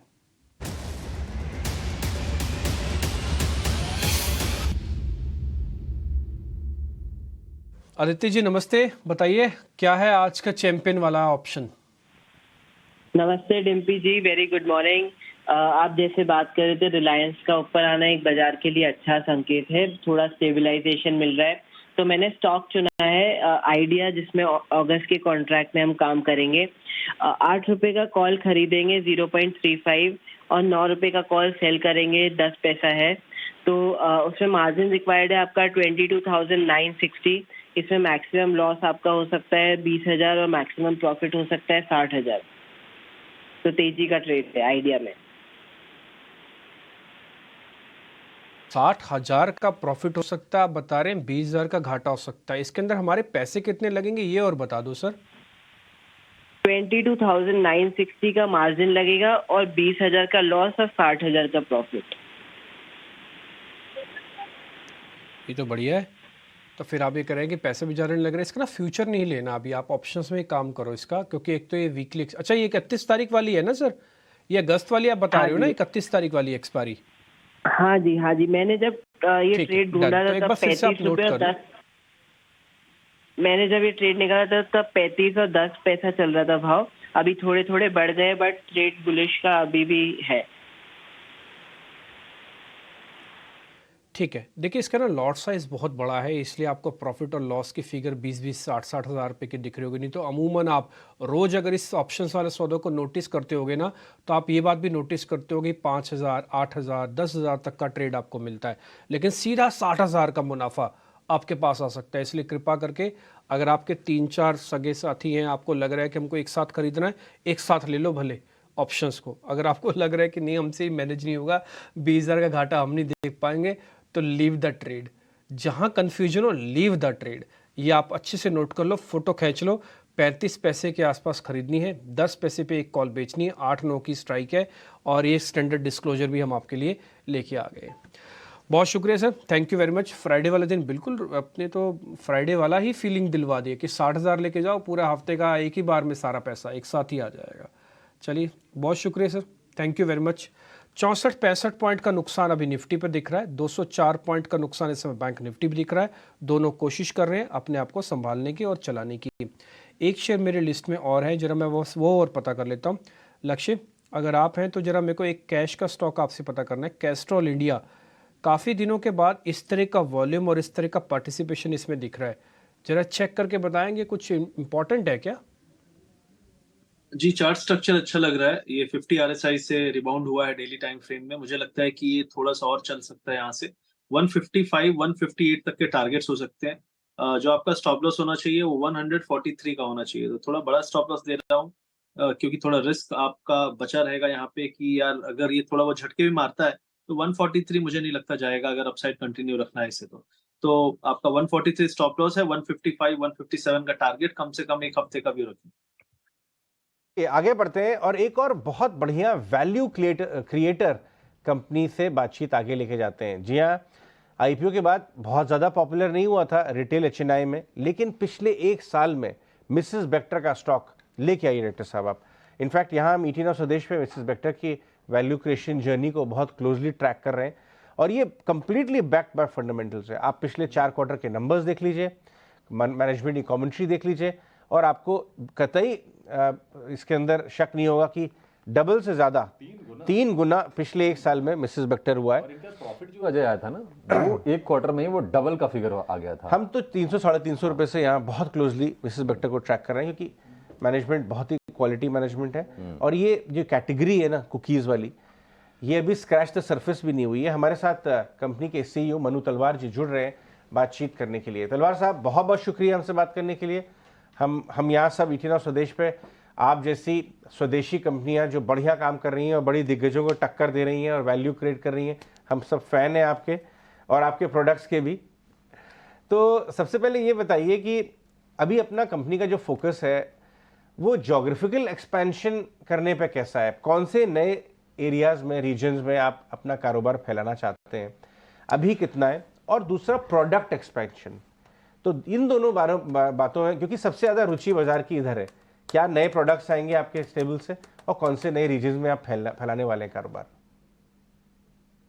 देखिए, बिस्किट में हम primary north India based company थे लास्ट ईयर तक, और लास्ट ईयर में हमने जर्नी शुरू करी कि हम साउथ और वेस्ट इंडिया में भी शुरुआत करें। तो हमने 3 सिटीज, बड़ी सिटीज में लॉन्च किया, बॉम्बे, बैंगलोर और पूना में। इन 3 सिटीज में लॉन्च करके हमने साउथ और वेस्ट इंडिया की जर्नी शुरू करी, और इस साल हम मल्टीपल और सिटीज में और 12-15 सिटीज में हम लॉन्च कर रहे हैं, और इस साल में उसका लॉन्च कंप्लीट कर देंगे। तो हमारा जो ऑब्जेक्टिव है बिस्किट साइड में और ऑल्सो ऑन बेकरी साइड, कि अगले 5 से 6 साल में हम एक पैन इंडिया कंपनी बनना चाहते हैं, और इस तरीके से हम पूरे इंडिया की ज्योग्राफी को कवर करना चाहते हैं। बेकरी में हालांकि हमारे ऑलरेडी हम नॉर्थ इंडिया कवर कर रहे हैं, हमारा बॉम्बे में कवरेज है, हमारा बैंगलोर में कवरेज, बट अगले 4 से 5 साल में देश के और भागों में भी हम अपनी कवरेज बढ़ाएंगे। और जैसे मैंने कहा, कंपनी का महत्वपूर्ण ऑब्जेक्टिव है कि अगले 5 से 7 साल में हम पैन इंडिया कंपनी बनना चाहते हैं। इसी तरीके से एक्सपोर्ट्स में भी हम ऑलमोस्ट 60 से ऊपर कंट्रीज में एक्सपोर्ट कर रहे हैं, और अब हमने पिछले 1.5 साल से एक स्पेशल फोकस किया है कि जीसीसी रीजन में हम अपना क्रेमिका ब्रांड को एस्टैब्लिश करना चाहते हैं।